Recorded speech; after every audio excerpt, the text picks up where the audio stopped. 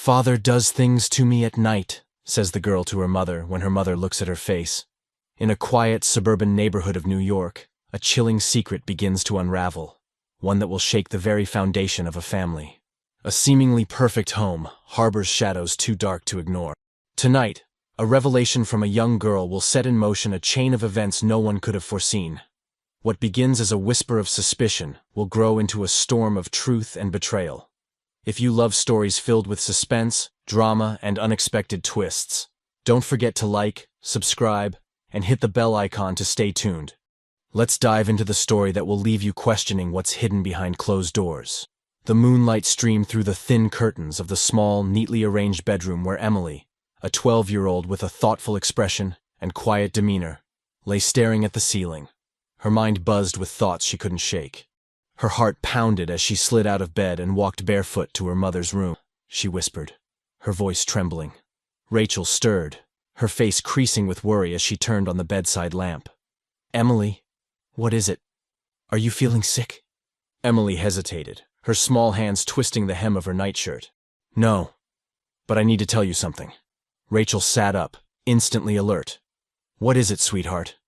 Emily glanced toward the hallway, her voice dropping to a whisper. "Father does things to me at night." The words hung in the air, freezing Rachel in place. Her mind raced, grasping for clarity. Surely, she hadn't heard her daughter right. "What do you mean, Emily?" Rachel asked carefully, her voice tight, though her hands shook slightly as she reached for her daughter's. Emily looked down, her thin shoulders hunched. "I hear him. He stands at the door. Sometimes he comes in. And I think—" Her voice broke, and tears welled up in her large, frightened eyes. Before Rachel could press further, a shadow appeared in the doorway. Henry, her husband, stood there, his face calm, though his presence filled the room like a storm cloud. "What's going on here?" he asked, his tone light but carrying an edge that made Rachel shiver. Rachel turned, caught between her daughter's tearful gaze and her husband's commanding presence. "Emily had a bad dream," she managed to say, her voice unsteady. Henry's eyes lingered on Emily for a moment before he spoke. "It's late. You should be in bed, kiddo." Emily's jaw tightened as she turned away without a word. Rachel hesitated but followed her husband's lead, forcing a smile as she tucked Emily back into bed. But as she closed the door, a gnawing unease settled deep in her chest. Rachel couldn't sleep. Her mind replayed Emily's words, searching for meaning. She recalled the times Emily seemed withdrawn or tired, her usual energy dim. The next morning, Rachel poured cereal into Emily's bowl, studying her daughter's face as she ate in silence. Henry sat at the head of the table, flipping through a newspaper, as if the night before had never happened. "Emily," Rachel began, her voice cautious, "about what you said last night." "It was nothing," Henry interrupted, not looking up. "Kids have wild imaginations at this age. Isn't that right, Emmy?" Emily didn't respond. Her spoon hovered over her bowl, her eyes fixed on the table. Rachel's chest tightened. "Still, I think we should talk about it." "Emily!" "Rachel!" Henry said firmly, setting the paper down. His eyes locked onto hers, calm but unyielding. "Let it go. She's just a kid. Don't start creating problems where there aren't any." The conversation ended, but Rachel couldn't shake the weight of her daughter's words. Later that day, Rachel found herself drawn to the basement. She hadn't been down there in months. Henry always kept it locked. But as she searched for old holiday decorations, she noticed a box tucked away behind some old furniture. Curious, she opened it. Inside were photographs of a younger Henry with a woman Rachel didn't recognize. The woman's smile was wide and bright, but something about her eyes seemed haunted. There were letters, too, written in a looping, elegant script. "Karen," Rachel murmured, reading the name at the bottom of a note. "Looking for something?" Rachel jumped, nearly dropping the letter. Henry stood at the top of the stairs, his face expressionless, but his eyes cold. "I was just looking for the Christmas lights," she stammered. Henry descended the steps, his presence looming. "You won't find them in there," he said, taking the box from her hands. His tone was calm, but his grip on the box was firm. Rachel watched as he carried it upstairs, her heart pounding. She felt the stirrings of something she hadn't experienced in years, fear of her husband. That night, Rachel tucked Emily into bed, sitting beside her for a moment longer than usual. Emily, she whispered, did something happen with your dad? Emily looked at her mother, her eyes filled with unspoken words. You wouldn't believe me, she said, finally turning away. Rachel's heart broke. I want to help you, sweetheart, but I need to understand. The sound of footsteps in the hallway cut her off. Rachel turned to see Henry standing there, his face a mask of calm. It's late, he said again, his voice steady. Both of you should get some sleep. Rachel nodded, forcing herself to leave the room. But as she lay in bed that night, her mind raced with questions. Who was Karen? What was in those letters? And most importantly, what was happening to her daughter under her own roof? Rachel resolved to find out, no matter the cost. But little did she know, the cost would be far greater than she could imagine. Rachel sat at the kitchen table the next morning, her coffee untouched. Her thoughts spiraled as she replayed Emily's words over and over in her mind. She needed answers, but how could she confront Henry? He had a way of twisting conversations, of making her question her instincts. As she stared at the dark liquid in her mug, Emily shuffled into the room, her hair tousled and her eyes heavy with exhaustion. Rachel's heart ached at the sight of her daughter's weary face. Good morning, sweetheart, Rachel said softly, though her voice trembled. Emily nodded, sliding into the chair across from her. She didn't reach for the cereal box as she usually did. Instead, she simply stared out the window, her small hands gripping the edge of the table. Emily, Rachel began cautiously, about what you told me last night. Before she could finish, Henry entered the room, his presence immediately altering the atmosphere. His footsteps were deliberate, his gaze flicking between mother and daughter. What's this? A secret meeting without me? He said with a faint smile, though his tone held an edge. Nothing, Rachel replied quickly, too quickly. Just asking Emily if she slept well. Emily's eyes darted toward her father, then back to the window. She didn't say a word. Henry's smile widened, but it didn't reach his eyes. Good. Let's keep it that way. Breakfast is the most important meal of the day, after all. Rachel forced herself to smile, but her insides churned. She could feel the control Henry exerted over the room, the way his voice left no room for discussion. That afternoon, Rachel dropped Emily off at school and decided to run an errand, a rare act of rebellion. Normally, Henry preferred her to stick to a predictable routine, one he could monitor. But today, Rachel needed to breathe, to think without his looming presence. She parked outside the local library and stepped inside, savoring the quiet. Her fingers grazed the spines of books as she walked through the aisles. She wasn't sure what she was looking for until she found herself in front of a shelf labeled Local History. One book caught her eye, Hidden Scandals of Suburban New York. Rachel hesitated before pulling it from the shelf.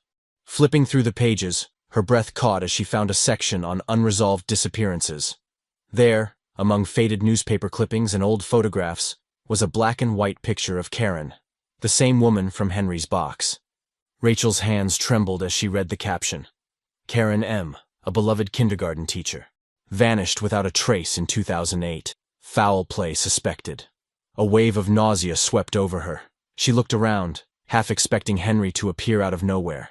Shoving the book into her bag, she hurried out of the library, her pulse racing. By the time she picked Emily up from school, Rachel was on edge. She glanced at her daughter in the rearview mirror, noting how small and fragile Emily looked in the oversized hoodie she wore. How was school? Rachel asked, her voice strained. Emily shrugged. It was fine. Rachel wanted to press further but decided against it. She needed to protect Emily, and to do that, she had to act carefully. When they got home, Rachel sent Emily to her room and began flipping through the book again, devouring every detail about Karen's life. The story painted Karen as a bright, kind-hearted woman who had married young but had confided in friends about troubles in her marriage. The last people to see her alive described her as nervous and distracted. Henry's name wasn't mentioned in the text, but Rachel didn't need confirmation. She knew in her gut that Karen had been his first wife. That evening, Rachel tried to keep her growing fear in check. She cooked dinner as Henry worked on his laptop in the living room. Emily sat quietly at the table, pushing her food around on her plate. Rachel finally broke the silence. Emily, would you like to talk about anything? Maybe what's been bothering you? Emily glanced at Henry, who looked up from his laptop with a calm, expectant expression. No, Emily said. I'm fine. See? Henry said, leaning back in his chair. Told you she was just having a bad dream. Kids are like that. Imaginative little thing. Rachel forced a smile, but her hands shook as she cleared the plates. She hated how Henry dismissed Emily's feelings so easily, how he always seemed to control the narrative. Late that night, after Henry had fallen asleep, Rachel crept into the kitchen and opened her laptop. Her hands hovered over the keyboard as she debated what to search. Finally, she typed, "Signs of psychological abuse in children."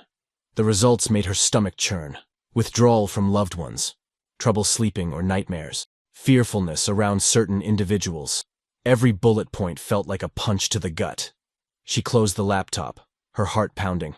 She had to do something, but what? If she confronted Henry without proof, she'd be risking everything. The next morning, Rachel found herself in the basement again, unable to resist. Henry was at work, and Emily was at school. She searched through every box, every drawer, hoping to find something, anything, that could explain the growing sense of dread in her home. Eventually, she found a small metal lockbox hidden behind an old suitcase. It was heavy, and the lock was rusted. But Rachel didn't care. She carried it upstairs and used a hammer to pry it open. Inside were more photos of Karen, along with a thin stack of legal documents.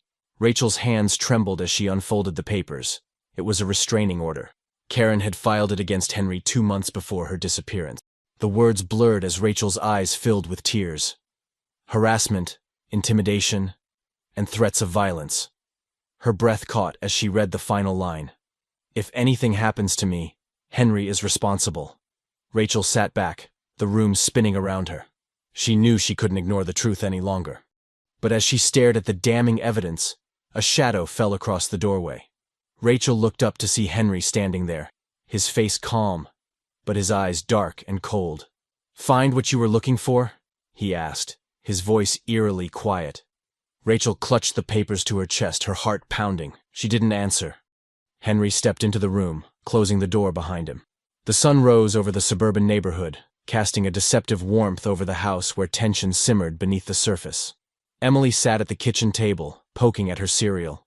Across from her, Rachel nursed her coffee, her mind a whirlwind of questions she was too afraid to ask. Henry's absence that morning felt like a temporary reprieve, but his presence loomed like a shadow in Rachel's thoughts. Rachel watched Emily, noting the dark circles under her daughter's eyes and the slump of her small shoulders. She decided it was time to speak up. "Emily," Rachel began hesitantly, "I know you think I don't understand, but I want to." She reached out to touch her daughter's hand. Emily flinched, but didn't pull away completely. She glanced up, her eyes heavy with mistrust. "You're just going to say it's all in my head, like he does." Rachel's chest tightened. "No, I won't. I promise." Emily hesitated, then shook her head. "You won't believe me. You never do." Before Rachel could respond, the sound of the front door opening made them both tense. Henry's footsteps echoed down the hall. Rachel quickly pulled her hand back, a knot forming in her stomach. "Good morning, ladies," Henry greeted cheerfully as he entered the kitchen, his smile as polished as ever. Neither Rachel nor Emily responded. Henry's gaze flicked between them, his smile faltering slightly. "What's this? The silent treatment?" Rachel forced a tight smile. "Just a quiet morning." Henry lingered, his eyes narrowing slightly as he looked at Emily. "I hope you're not filling your mom's head with nonsense again." "Emmy." Emily stared at her bowl, her hands trembling slightly. Rachel's pulse quickened, but she stayed silent, unsure of how to diffuse the moment. After a long pause, Henry sighed. "All right then. I'm heading out. Big meeting today." The sound of the door closing behind him was a relief, but the weight of his words lingered.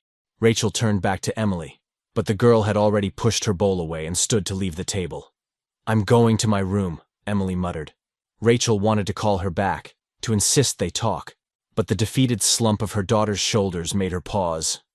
That afternoon, Rachel decided to visit the basement again. She waited until she was sure Henry wouldn't return soon, then descended the creaking steps, her heart pounding. She had to know what he was hiding. The box she had seen the day before was gone, but as she searched the room, she noticed a loose floorboard in the corner. Kneeling down, she pried it up with trembling hands.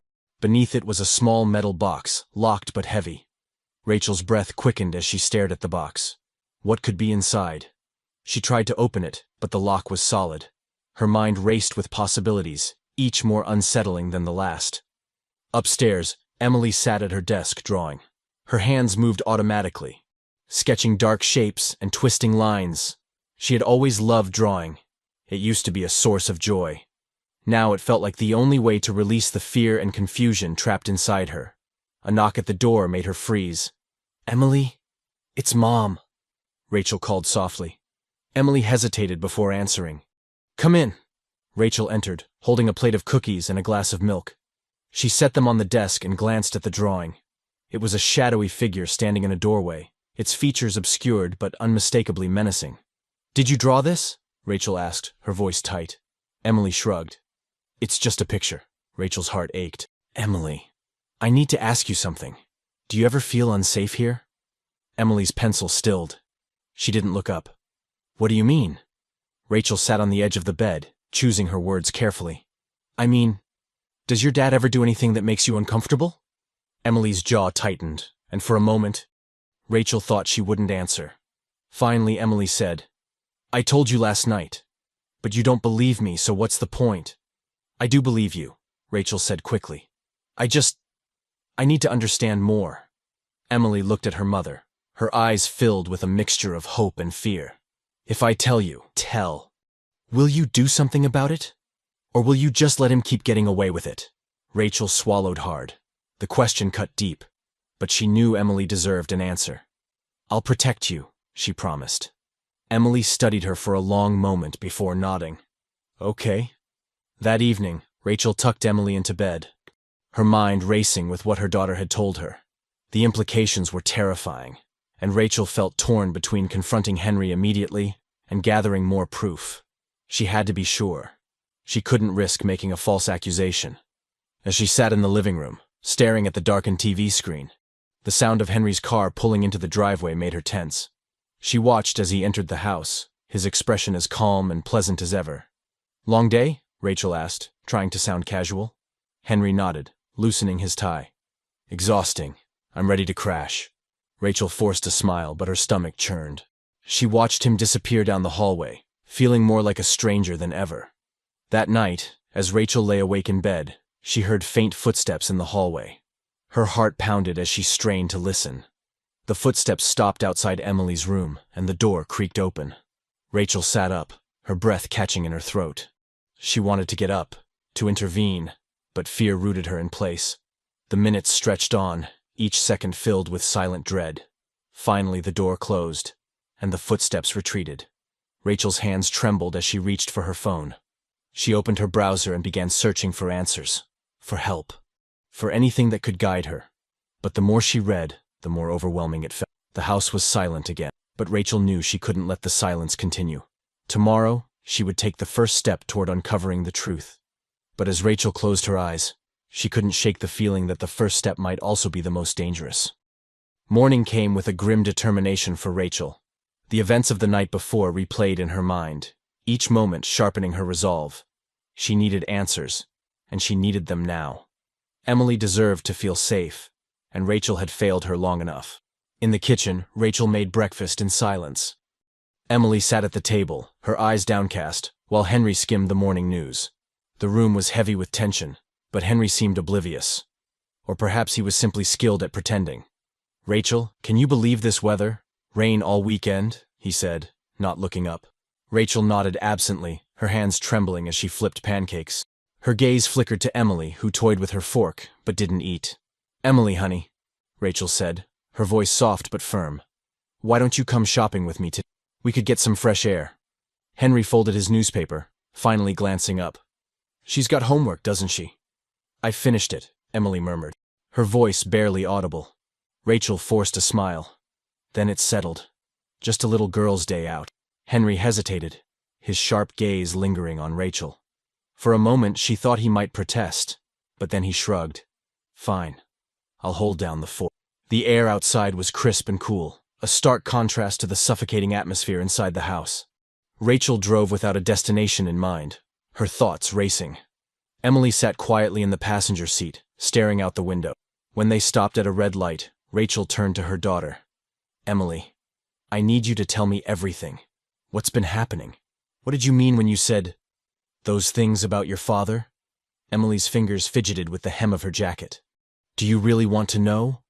Or are you just going to make excuses for him again? Rachel's heart sank. I want to know. I need to know. Please, Emily. Emily hesitated, then took a deep breath. He comes into my room at night. Sometimes he just stands there. Other times, her voice broke, and she looked away. Rachel's grip tightened on the steering wheel. Emily, has he hurt you? Emily shook her head quickly, but her next words chilled Rachel to the core. Not like that. But he whispers things that make me scared. He says I'll end up like Karen if I'm not careful. Rachel's breath caught. Karen? Who's Karen? Emily looked at her mother, her eyes filled with fear. I don't know. He says her name like I should know who she is. But I don't. Rachel's mind raced as they arrived at a small cafe. Over coffee and hot chocolate, she tried to piece together the fragments of information. Karen. The name from the letters in the basement. The woman in the photographs. Emily, Rachel said carefully, have you ever seen pictures of Karen? Or anything that might tell you who she is? Emily shook her head. No. But sometimes, I think I dream about her. It's like she's trying to tell me something. But I can't hear her. Rachel reached across the table, taking Emily's hand in hers. We're going to figure this out. I promise. For the first time in days, Emily's expression softened. Later that afternoon, Rachel returned to the basement, her pulse racing. She had to find that metal box again. It had to hold the answers she was looking for. This time, she brought a crowbar. With a few sharp pries, she broke the lock and opened the box. Inside were more photographs, a stack of letters, and a small leather-bound journal. Rachel's hands trembled as she flipped through the pages. The journal belonged to Karen. The entries were scattered, some pages ripped out, but the ones that remained painted a chilling picture.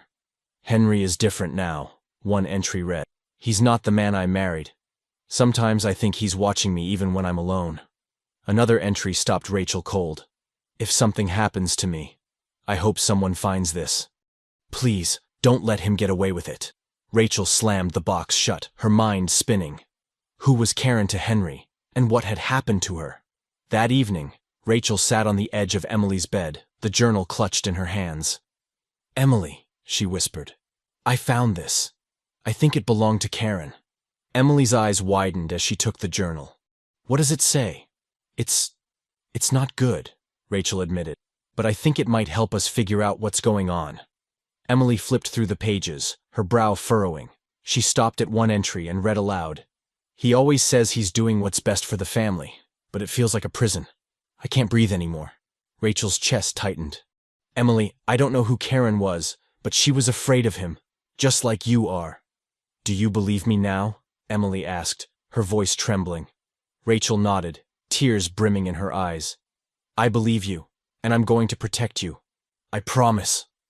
As Rachel left Emily's room that night, she bumped into Henry in the hallway. He was leaning against the wall, his arms crossed, his expression unreadable. Late-night talks with Emily again? He asked, his tone light but his eyes sharp. Rachel forced a smile. Just checking on her. She's been having bad dreams. Henry's gaze lingered on her for a moment before he shrugged. Kids go through phases. She'll grow out of it. Rachel nodded, her heart pounding as she slipped past him. But as she lay in bed that night, clutching Karen's journal, she knew one thing for certain. Henry wasn't going to stop. If she wanted to protect Emily, she had to act fast. The house felt heavier than ever, as if the very walls were weighed down by the secrets they held. Rachel couldn't shake the words from Karen's journal or the haunted look in Emily's eyes. There was something dark and dangerous in Henry's past, and Rachel was determined to uncover it. That morning, as Henry left for work, Rachel waited by the window until his car disappeared down the street. She turned to Emily, who sat quietly on the couch, her legs tucked beneath her. Emily, Rachel said softly, I'm going back to the basement. I think there's more down there. Something that can help us. Emily's brow furrowed, but she nodded. Be careful, Mom. Rachel smiled, though her heart was pounding. Her heart. I will. The basement was cold, and the faint smell of mildew clung to the air. Rachel carefully replaced the floorboard where she'd found Karen's journal, determined to leave no trace of her discovery. As she scanned the room for other hiding spots, Her eyes landed on the furnace. It was old and rusted, but something about it drew her attention. She crouched down, peering into the small access door. Inside, she saw something wedged in the corner. A charred corner of fabric. Rachel reached in, her fingers brushing against it, and pulled out what appeared to be the remains of a photograph. The image was partially burned, but she could make out Karen's face and what looked like a small child beside her. Rachel's breath caught. Was this Jake? Or could it have been Emily? Before she could examine it further, the sound of the front door opening made her freeze. Her heart leapt into her throat. Henry was supposed to be at work. "Rachel!" his voice called out, loud and firm. Rachel shoved the photograph into her pocket and quickly made her way up the stairs, her palms slick with sweat. She composed herself just as Henry appeared in the hallway, his expression calm but curious. "Back so soon?" asked, forcing a smile. "Forgot my briefcase," Henry said, his gaze sharp as he looked her over. "What were you doing in the basement?" Rachel's stomach twisted, but she shrugged. "Looking for some old photo albums. Thought it might cheer Emily up." Henry studied her for a moment longer, then nodded. "Good idea." He grabbed his briefcase and kissed her cheek, lingering just long enough to send a chill down her spine. As soon as he was gone, Rachel bolted the door and pulled the photograph from her pocket. She stared at it, her mind racing. She needed answers, and she knew just where to start. Later that day, Rachel and Emily drove to the local library. Rachel had a plan, though it felt like a fragile thread she was clinging to. "Emily, I need you to stay here while I look something up," Rachel said, settling her daughter at a table with a stack of coloring books. Emily frowned. "What are you looking for?" "Anything about Karen. There has to be a record of her somewhere." Rachel made her way to the archive room, her hands trembling as she searched through the microfilm of old newspaper. She wasn't sure what she was looking for, but when she saw the headline, her breath caught. "Local woman missing under suspicious circumstances." The article was dated 14 years ago, and it detailed the disappearance of Karen Nichols, a 29-year-old woman married to a Henry Nichols. According to the piece, Karen had vanished without a trace, leaving behind her young son, Jake. Rachel's head spun as she read the word. She had never known Henry was married before. He had never mentioned Karen or Jake's past. What else had he kept from her? She printed the article and hurried back to Emily, who looked up expectantly. "What did you find?" Rachel hesitated, unsure of how much to share. "I found out that Karen was your dad's first wife. She disappeared a long time ago." Emily's eyes widened. "He told me I'd end up like her. Do you think he made her disappear?" Rachel didn't want to answer, but the fear in Emily's voice made her stomach churn. "I don't know, Emily, but we're going to find out." That evening, Rachel confronted Jake. She found him in his room, scrolling on his phone. He looked up as she knocked on the door. "Hey, Mom. What's up?" Rachel stepped inside, her heart pounding. "Jake, I need to ask you something about your dad." Jake frowned, his expression guarded. "What about him? Did he ever tell you about your mom? About what happened to her?" Jake's face darkened. "Why are you bringing this up now?" "Because I think Emily and I are in danger," Rachel said, her voice trembling. Jake's eyes widened. "Danger? From Dad? Come on, Mom. That's crazy." "Is it?" Rachel pulled the article from her pocket, thrusting it toward him. "This is your mother, Jake. Karen. She didn't just leave. She disappeared. And your father never told me any of this." Jake's face paled as he read the article. "I was just a kid," he murmured. "I don't remember much. But there were fights. A lot of them." Rachel's heart ached for him, but she pressed on. "Do you think he could have hurt her?" Jake looked at her, his jaw clenched. "I don't know. But if he did, what are we supposed to do about it?" Rachel didn't have an answer. That night, Rachel locked her bedroom door, something she had never done before. She tucked the article and photograph beneath her pillow, her mind racing. As she lay in the dark, she heard footsteps again, faint but deliberate. They stopped outside her door, and her breath caught. "Rachel?" Henry's voice came softly. She didn't respond. After a long pause, the footsteps retreated, but the tension in her chest didn't ease. She clutched the photograph tighter, knowing that whatever Henry was hiding, it was something worth protecting. And if Rachel wasn't careful, she might be the next thing he needed to silence. The following morning, Rachel awoke to a storm. Rain lashed against the windows, and the sky was a dull, menacing gray. The tension in the house matched the weather. Henry had left early, claiming he had a full day of meetings, but Rachel doubted he was telling the truth. Emily sat on the couch, clutching her sketch pad as she drew in silence. Rachel's mind churned with worry. She needed to find more answers, but she also had to protect Emily. The discoveries in Karen's journal, the photograph and the article, had painted a chilling picture, but the pieces didn't yet form a complete puzzle. "Mom," Emily said suddenly, breaking Rachel's train of thought. Rachel turned to her, startled. "Yes, sweetie?" "I had a dream last night," Emily said, her voice quiet but steady. "Karen was in it. She told me to look in the garden." Rachel blinked. "The garden?" Emily nodded.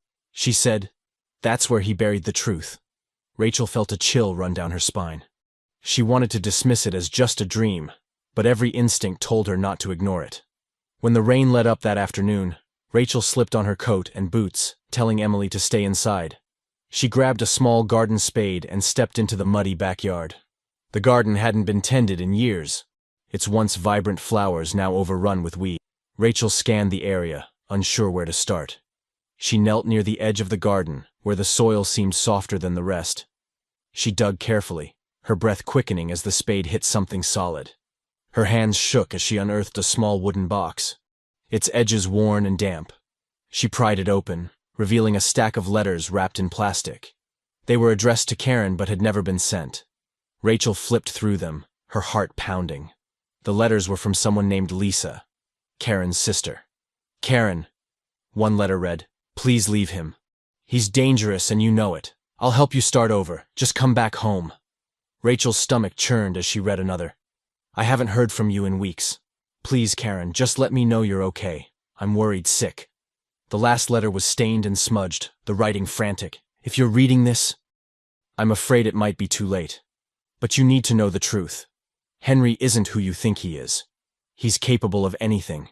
Please, Karen, protect yourself. And Jake." Rachel's hands trembled as she held the letters. Who was Lisa? And why had Karen never left? As Rachel cleaned the mud off the box in the kitchen sink, Emily approached her cautiously. "Did you find anything?" she asked, her voice barely above a whisper. Rachel nodded. "Letters. From Karen's sister." Emily's eyes widened. "She had a sister?" "Yes. And she tried to help Karen leave," Rachel said, her voice cracking. "But Karen, she didn't make it out." Emily's face crumpled, and Rachel pulled her into a hug. "I'm going to fix this, Emily," Rachel whispered fiercely. "I promise you, I'll make sure he never hurts anyone again." That evening, Rachel searched for Lisa online, hoping to find some connection. After hours of digging, she found an old address in Maine. She debated what to do. Should she contact this woman? What if Lisa didn't want to be found? Rachel's thoughts were interrupted by a loud knock on the door. Her heart raced as she peeked through the window. A man in his mid-40s stood on the porch, his face stern but unfamiliar. "Can I help you?" Rachel asked through the door, keeping it firmly closed. "Are you Rachel Nichols?" the man asked, his voice calm but commanding. Rachel hesitated. "Who's asking?" "I'm Detective Callahan. I need to speak with you about Henry Nichols." Rachel's blood ran cold. Rachel invited the detective inside, her hands trembling as she poured him a cup of coffee. Emily lingered at the top of the stairs, listening intently. "Mrs. Nichols," Callahan began, "I'm reopening a case involving your husband, a missing person case from 14 years ago." "Karen," Rachel said, her voice barely audible. Callahan nodded. "That's right. I've been reviewing the file and certain things aren't adding up. We never had enough evidence to charge Henry, but new information has come to light." Rachel swallowed hard. "What kind of information?" Callahan hesitated, studying her face. "I can't share the details just yet, but I need to know. Have you seen or heard anything suspicious? Anything that might suggest Henry had a role in Karen's disappearance?" Rachel thought of the journal, the letters, the photograph. I don't know," she stammered. "There are things I've found, but I don't know if they're enough." Callahan leaned forward, his tone gentle but firm. "Mrs. Nichols, if Henry is dangerous, we need to act quickly. Your safety and your daughter's safety are my top priority." Rachel nodded, tears brimming in her eyes. I'll help you. Whatever it takes. Later that night, Rachel told Emily about the detective's visit. Do you think he can stop Dad? Emily asked, her voice trembling.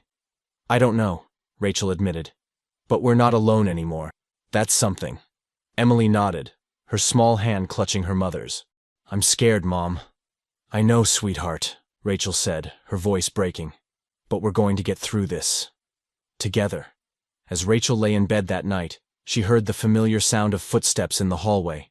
Her pulse quickened, but this time she wasn't frozen by fear. She grabbed Karen's journal and the letters from her nightstand and held them tightly. If Henry came for her tonight, she would be ready. The footsteps paused outside her door, then retreated. But Rachel knew this was far from over. In the morning, she would contact Detective Callahan again. She would reach out to Lisa. She would do whatever it took to uncover the truth. Because if Henry was capable of what she feared, she couldn't let him go unpunished. Morning broke with an eerie calm. The storm had passed, but the tension in the house lingered like a shadow. Rachel moved with purpose, every step deliberate as she prepared herself for the next phase of her plan. She had made a promise to Emily, and she intended to keep it, no matter the cost. As Henry left for work, Rachel felt the weight of his gaze linger a moment too long. She forced a smile and waved from the window, watching until his car disappeared down the street. Only then did she exhale and turn to Emily, who stood quietly behind her. Emily, Rachel began, kneeling to meet her daughter's gaze. We need to be very careful. I'm going to call the detective again, and we'll figure out what to do next. But I need you to stay strong. Can you do that for me? Emily nodded, though fear flickered in her eyes. What if he finds out? Rachel hugged her tightly. I won't let him hurt you. I promise. Rachel dialed Detective Callahan's number, her hands trembling as she held the phone to her ear. Mrs. Nichols, Callahan answered, his voice steady. Did you find anything else? Rachel took a deep breath. Yes. Letters from Karen's sister. They were hidden in the garden. She was trying to get Karen to leave Henry. There was a pause on the other end of the line. That's significant. Do you think you can meet me in person? We need to discuss this further. Rachel glanced at Emily, who sat drawing at the kitchen table. I can't leave my daughter alone.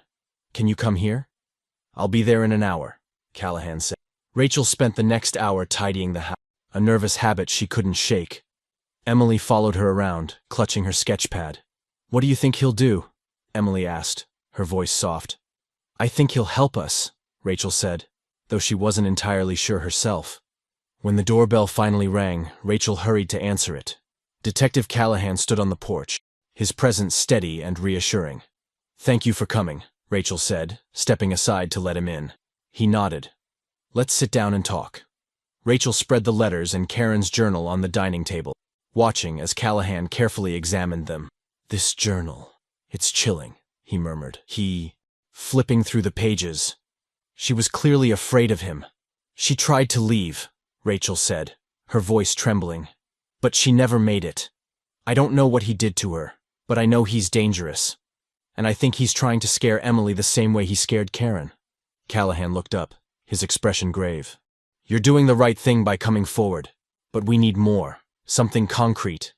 Rachel's stomach churned. What if we don't find anything? What if it's not enough? It will be, Callahan said firmly. We'll make sure of it. After Callahan left, Rachel felt a small sense of relief, but it was quickly overshadowed by the reality of her situation. She needed to act quickly before Henry realized what she was doing. That evening, as Henry sat in the living room watching TV, Rachel tried to appear calm. How was work? She asked, her voice casual. Busy, Henry replied, not looking up. Meetings all day. Rachel nodded, forcing a smile. I was thinking, maybe we should do something as a family this weekend, a trip or something. Henry glanced at her, his brow furrowed. A trip?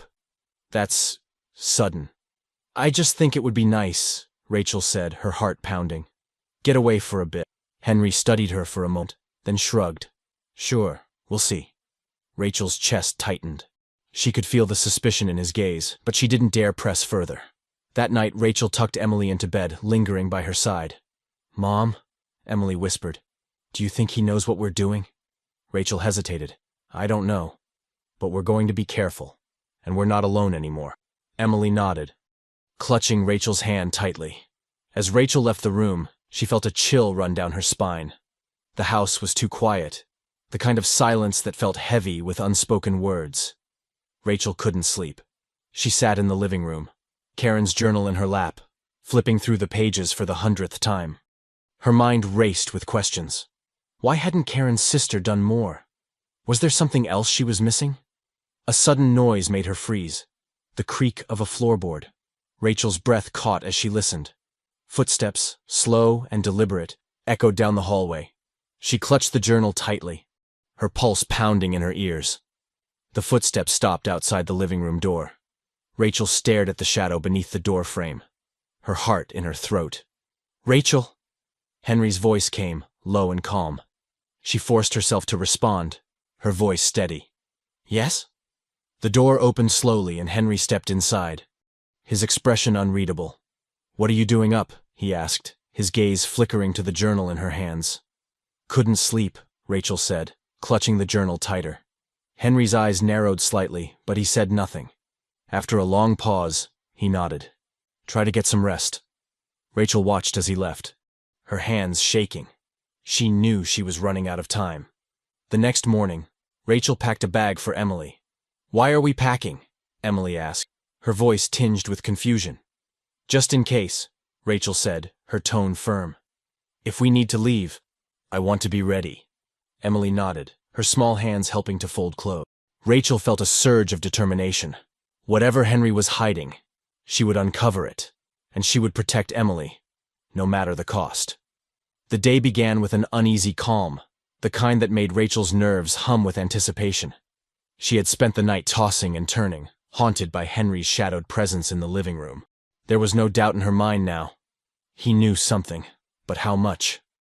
Emily sat at the kitchen table, eating her cereal in silence.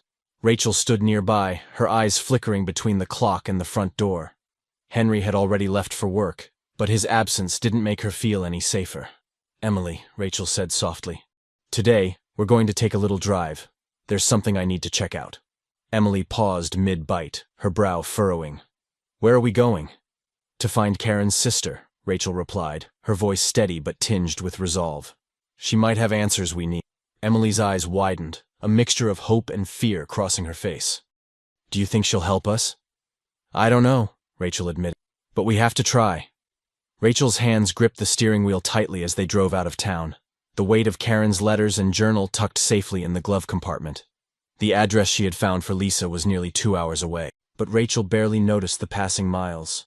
Emily sat quietly in the passenger seat, her sketch pad balanced on her lap.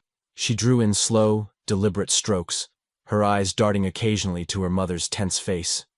"Mom," Emily said after a long silence, "what if she doesn't believe us?"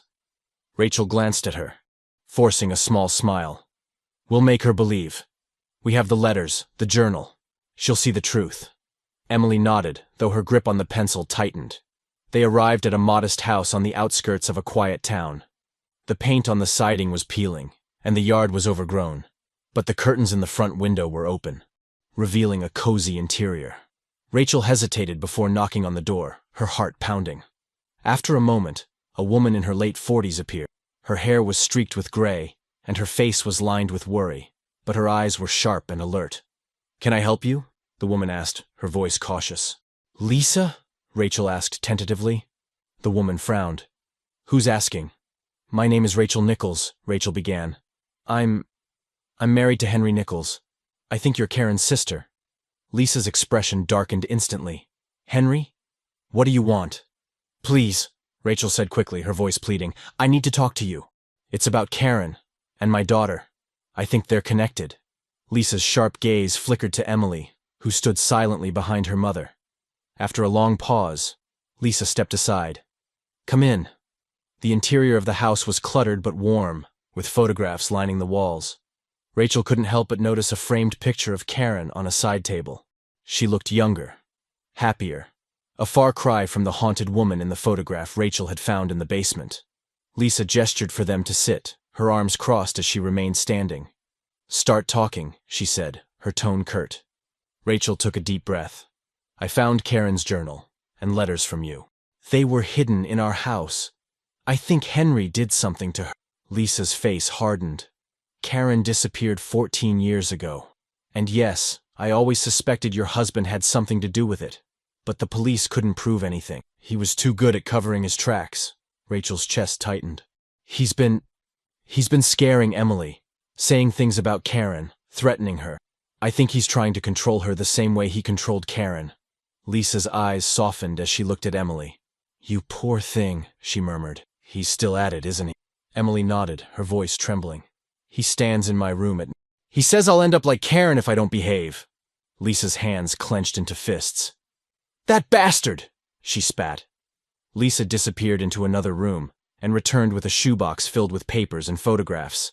She set it on the table, pulling out a small stack of documents. These are all the records I kept from when Karen disappeared, Lisa explained. The police said it wasn't enough, but maybe with what you've found. Rachel took the papers, her hands trembling. They included old police reports, witness statements, and even a restraining order Karen had filed against Henry shortly before she vanished. He was always charming on the surface, Lisa said bitterly. But Karen knew the real him. She tried to leave, but he wouldn't let her. She called me the night before she disappeared. She said she was scared he'd do something. Rachel's heart sank. And no one did anything? Lisa shook her head. They didn't have proof. And Karen? She was too afraid to press charges. She thought she could handle him. As they left Lisa's house, Rachel felt both emboldened and terrified. The evidence they now had was damning, but it also made her realize just how dangerous Henry was. Emily was quiet on the drive home, her eyes fixed on her sketchpad. When they finally pulled into the driveway, she turned to her mother. Do you think he knows we went to see her? She asked, her voice barely above a whisper. Rachel hesitated. I don't think so, but we need to be careful. As they stepped inside, the weight of the day pressed heavily on them both. Rachel stashed the documents from Lisa in a locked drawer, her mind racing with plans. She would contact Detective Callahan in the morning. She would find a way to keep Emily safe. But as the evening wore on, Rachel couldn't shake the feeling that Henry was already one step ahead of her. That night, Rachel checked on Emily before going to bed. The girl was sound asleep, her sketchpad resting on the nightstand. Rachel smiled faintly, brushing a strand of hair from her daughter's face. As Rachel turned to leave, her foot hit something under the bed. Frowning, she crouched down and pulled out a small, dusty box. Inside were more drawings. Emily's drawings. They depicted the same shadowy figure standing in a doorway, his features obscured but unmistakably menacing. Rachel's chest tightened as she flipped through the sketches. In the last one, the figure held something in his hand, a small, indistinct object that sent a chill down her spine. Rachel stared at the drawing, her pulse pounding. She didn't know what the object was, but she had a sinking feeling it was important. And she knew one thing for certain. Henry was more dangerous than she had ever imagined. Morning crept in quietly. The house bathed in an eerie stillness that felt unnatural. Rachel's mind churned as she prepared breakfast, her thoughts returning again and again to the sketches she had found under Emily's bed. The shadowy figure in the drawings, its presence loomed larger in her mind than ever. What was it holding? And why did it fill her with such dread? Emily sat at the kitchen table, listlessly stirring her cereal.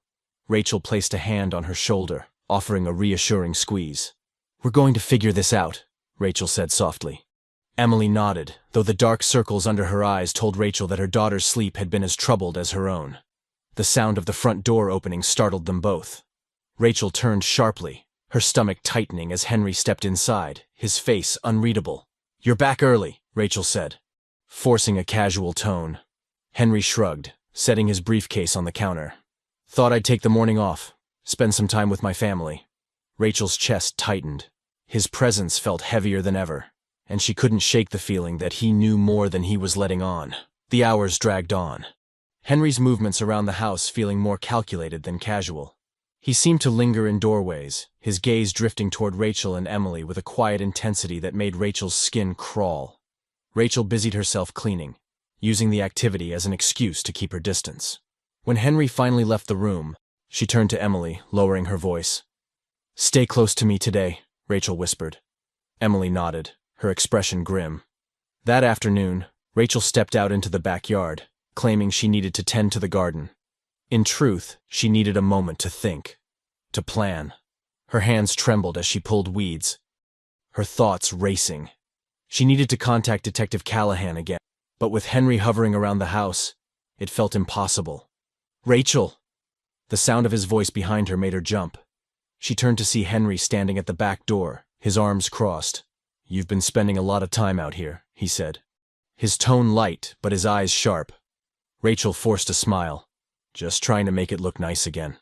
Henry nodded slowly, his gaze lingering on her hands. "Find anything interesting?" Rachel's stomach flipped. "What do you mean?" "Nothing," Henry said, his smile widening. "Just wondering." He stepped back inside, leaving Rachel to stare after him, her heart pounding. That evening, Rachel locked herself in her bedroom, her hands trembling as she dialed Detective Callahan's number. "Mrs. Nichols," Callahan answered, his voice steady. "What's going on?" "Henry's acting strange," Rachel said, her voice barely above a whisper. "I think he knows I've been looking into Karen's disappearance." There was a pause. "Do you feel like you're in immediate danger?" Rachel hesitated. "I don't know. But I found something else. Drawings Emily made. They're disturbing. I think they might mean something." "Can you describe them?" Callahan asked. "They're of a figure standing in a doorway. It's dark, and the details are hard to make out, but in one of them, he's holding something. I don't know what it is, but it feels important." Callahan's tone grew serious. "You need to get out of there, Mrs. Nichols. The longer you stay, the more dangerous it becomes." Rachel swallowed hard. "I can't just leave. Not without proof." "Then be careful," Callahan said firmly, "and keep me updated." That night, Rachel tucked Emily into bed, sitting beside her for a moment longer than usual. "Emily," Rachel said softly, "the drawings I found, what are they?" Emily hesitated, her fingers twisting in the sheets.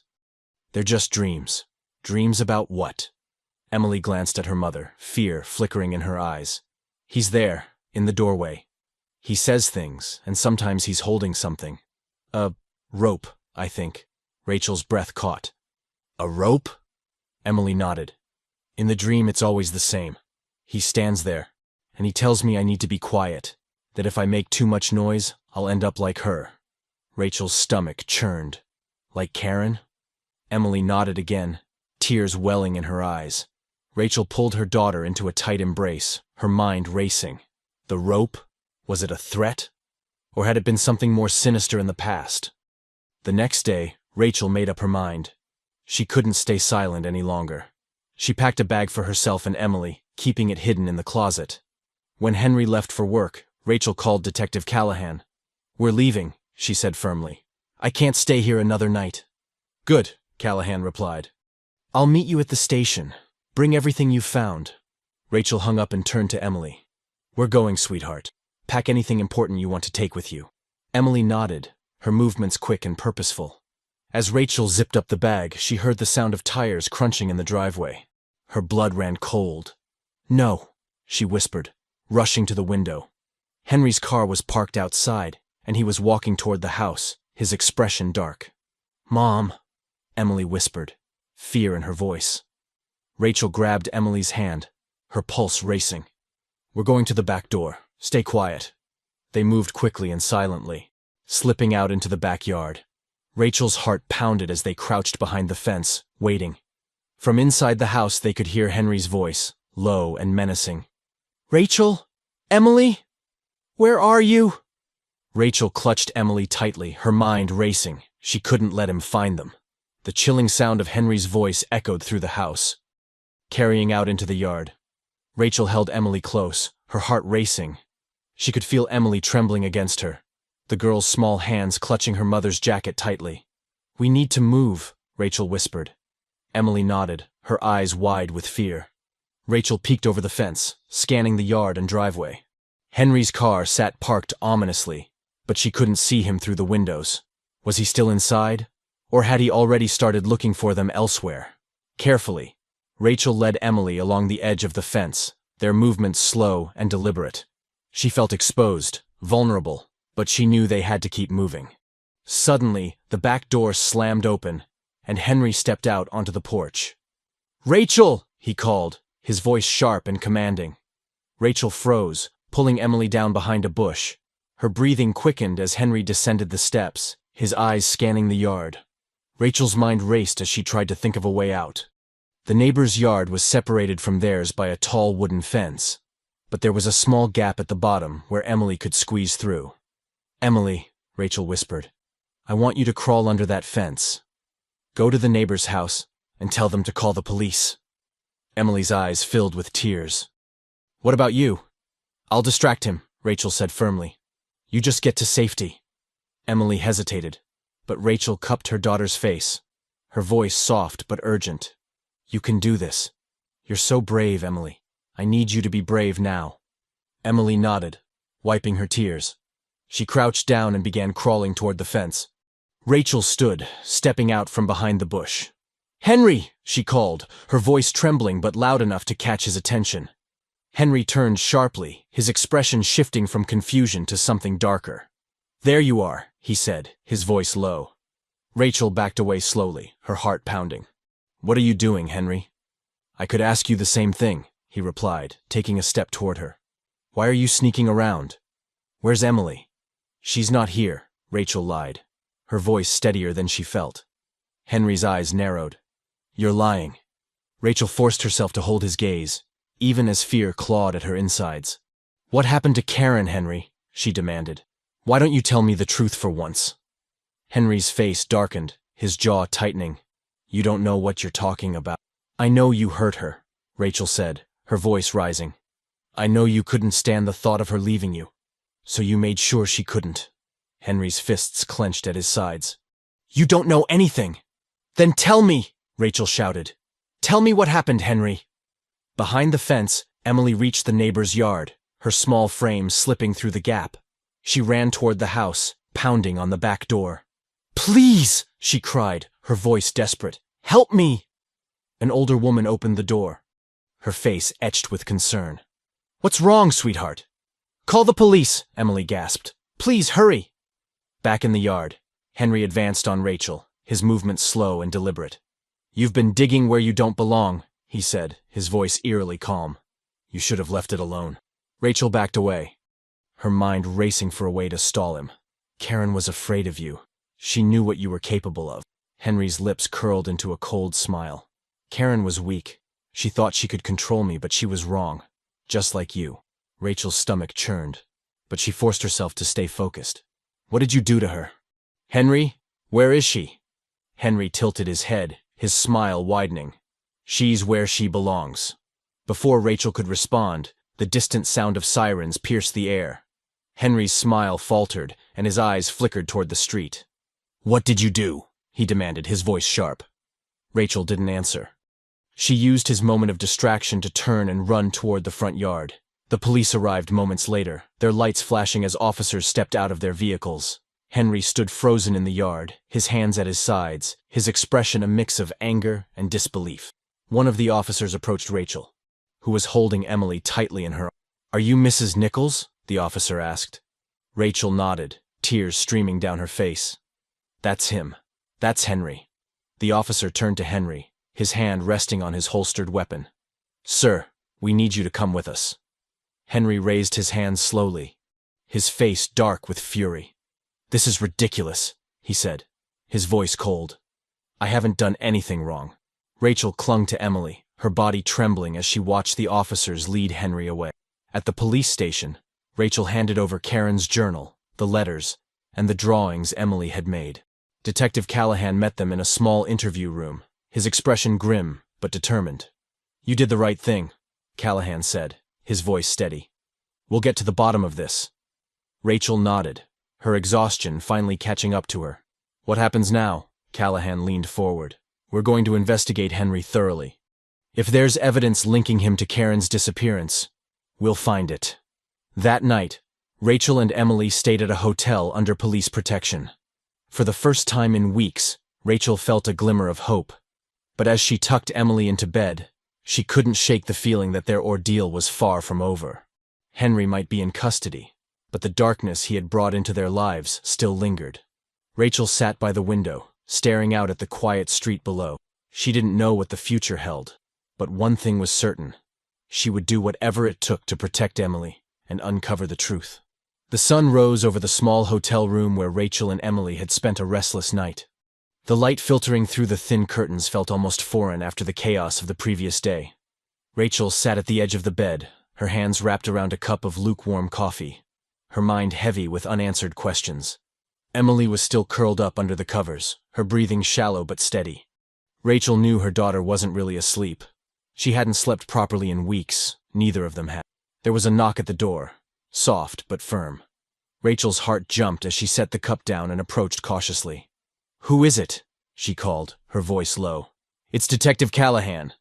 Rachel opened the door to find him standing there, his expression serious but calm. He stepped inside, closing the door behind him. "We've started questioning Henry," Callahan began, taking a seat at the small table by the window. "He's denying everything, of course, but we've found some inconsistencies in his story." Rachel sat across from him, her hands clasped tightly in her lap. "What kind of inconsistencies?" Callahan pulled out a notepad, flipping through the pages. "He claims Karen left of her own accord, that she wasn't happy in the marriage, but the timeline doesn't add up. He also can't explain some of the evidence you provided, the journal, the letters, and then there's the photograph you found." Rachel felt a chill. "The burned one?" Callahan nodded. "We're analyzing it now, but it looks like it was deliberately destroyed. Someone didn't want it to be found." As they talked, Emily stirred, sitting up slowly. Her wide eyes darted between Rachel and Callahan. "Is he gone?" Emily asked softly. "For now," Rachel replied, moving to sit beside her daughter. "Detective Callahan is helping us." Emily looked at the detective, her small hands clutching the edge of the blanket. "Will he go to jail?" Callahan's expression softened. "We're working on it, Emily. But I need your help, too." Emily hesitated, glancing at Rachel for reassurance. "It's okay, sweetheart," Rachel said gently. "You can trust him." Emily nodded, her voice trembling as she spoke. "I had a dream about Karen, again. She was trying to say something, but I couldn't hear her." Callahan leaned forward slightly. "What do you remember about the dream?" "She was in a dark room," Emily said, her voice barely above a whisper. "There were ropes, and she kept pointing at something, but I don't know what." Rachel's stomach churned. The rope again. It wasn't just a detail in Emily's drawings or her dreams. It had to mean something. Callahan made a note. "Thank you, Emily. That's very brave of you to share." Later that morning, Rachel decided to take Emily for a short walk to clear their heads. The hotel was surrounded by quiet streets, and the crisp air felt like a small reprieve from the suffocating fear they had been living with. As they walked, Emily reached for Rachel's hand. "Do you think Karen's still out there?" Rachel paused, crouching down to meet her daughter's gaze. "I don't know, sweetheart, but whatever happened to her, we're going to find out, and we're going to make sure Henry doesn't hurt anyone else." Emily nodded, though her eyes glistened with unshed tears. When they returned to the hotel, Rachel's phone buzzed with a call from Callahan. "We found something," he said without preamble. Rachel's pulse quickened. "What is it?" "There's an abandoned storage unit registered to Henry under an alias. We're getting a warrant to search it now." Rachel's breath caught. "Do you think—" "I don't want to speculate yet," Callahan said, his tone careful. "But if there's anything there, it could be the break we need." The hours stretched on as Rachel waited for an update. Emily sat on the bed, sketching quietly, while Rachel paced the room. Every knock, every distant noise, made her jump. Finally, her phone buzzed again. This time it was a text from Callahan. "Found evidence. Meeting soon." Rachel's heart raced as she read the words. Evidence. The word felt heavy with both hope and— That evening, Callahan arrived at the hotel, his face grave. Rachel let him in, her nerves frayed to the breaking point. "What did you find?" Her voice tight. Callahan set a file on the table, flipping it open. Inside were photographs of the storage unit's contents, an old trunk, a stack of burned photographs, and several personal items that Rachel recognized from Karen's journal entry. "This trunk belonged to Karen," Callahan explained. "It was locked, but inside, we found items that connect directly to her, clothing, letters, even a wedding ring." Rachel's stomach churned. "Does that mean she's—" Callahan hesitated. "We haven't found any remains, but the evidence suggests she didn't leave willingly. Someone wanted to make it look like she did." Emily approached the table, her small hands clutching the edge as she peered at the photographs. "Is this Proof? She asked softly. It's a start, Callahan replied. As the night wore on, Rachel found herself staring out the window again, her mind racing. The pieces were finally coming together, but the picture they painted was darker than she had ever imagined. Emily sat beside her, leaning her head against Rachel's arm. Do you think he'll get away with it? No, Rachel said firmly. We won't let him. But as she held her daughter close, she couldn't shake the feeling that Henry still had one more card to play, and it might be the most dangerous one yet. The morning dawned heavy with tension, the hotel room filled with a silence Rachel couldn't ignore. Emily sat cross-legged on the bed, sketchpad in hand, her drawings becoming darker with each passing day. Rachel stared at her phone, waiting for a call or text from Detective Callahan, but the screen remained stubbornly blank. Mom, Emily said quietly, her pencil pausing mid-stroke. What if he gets out? Rachel turned to her daughter, her heart aching. She crossed the room and sat beside her, wrapping an arm around Emily's shoulders. That's not going to happen, she said firmly, though the doubt in her own voice betrayed her. Emily leaned into her mother's side, her voice trembling. He always gets away with everything. Even when we know the truth, no one ever stops him. Rachel didn't have an answer. Instead, she hugged her daughter tighter, silently vowing to ensure this time would be different. By mid-morning, Rachel's phone buzzed. She grabbed it quickly, her breath catching as she saw Callahan's name on the screen. We have enough to hold him, Callahan said, his tone calm but serious. The evidence from the storage unit points to Karen's disappearance being anything but voluntary. We've also matched partial DNA on some of the items to Jake. Proof they belong to Karen. Rachel's chest tightened. What happens now? We're pressing charges, Callahan replied. But Henry's lawyer is already fighting back. They're claiming everything is circumstantial. Rachel's grip on the phone tightened. Circumstantial? What about Karen's journal? The letters? The storage unit? It's strong evidence, Callahan assured her. But we need more if we want to make this airtight. That's where you come in. Rachel froze. What do you mean? I need you to testify, Rachel, Callahan said. Everything you've experienced, everything Emily's been through. The jury needs to see the pattern of control and fear he's inflicted on your family. Rachel's throat tightened. She glanced at Emily, who was watching her with wide, frightened eyes. What if he retaliates? You'll be under protection, Callahan said firmly. But we can't let him walk free. Your testimony could be the key to ensuring he doesn't. Rachel closed her eyes, the weight of the decision settling on her shoulders. That afternoon, Rachel and Emily were relocated to a safe house provided by the police.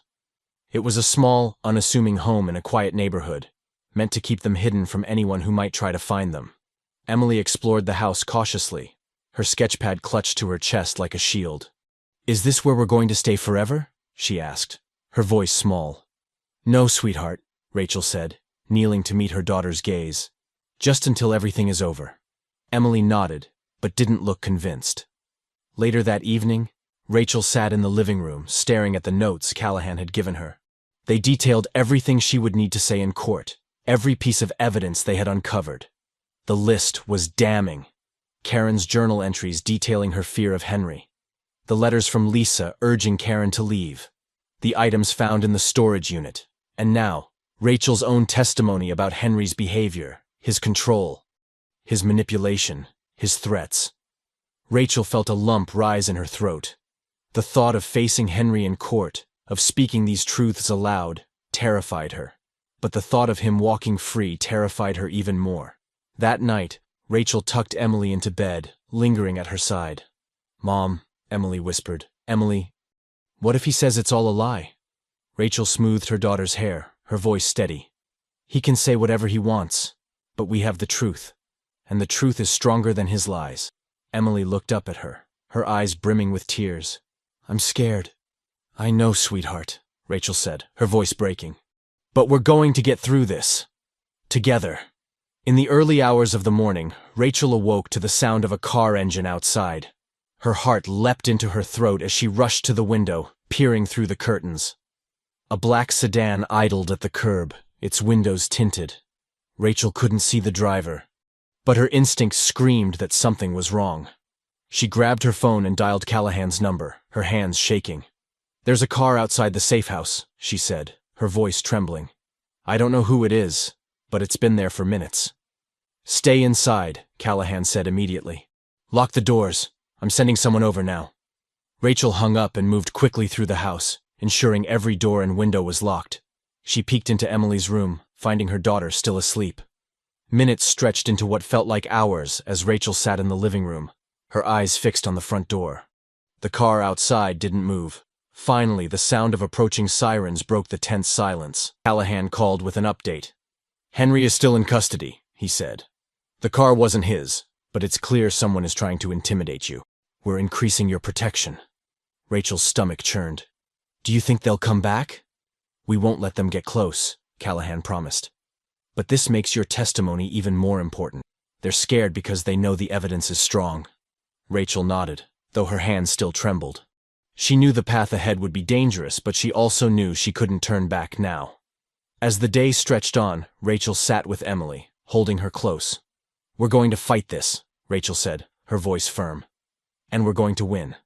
Emily looked up at her, a flicker of hope in her eye. You promise? Rachel nodded, her resolve hardening. I promise. But even as she said the words, she couldn't shake the feeling that the fight was far from over, and that Henry had more cards left to play. The air in the safe house felt stifling as the weight of their situation pressed down on Rachel and Emily.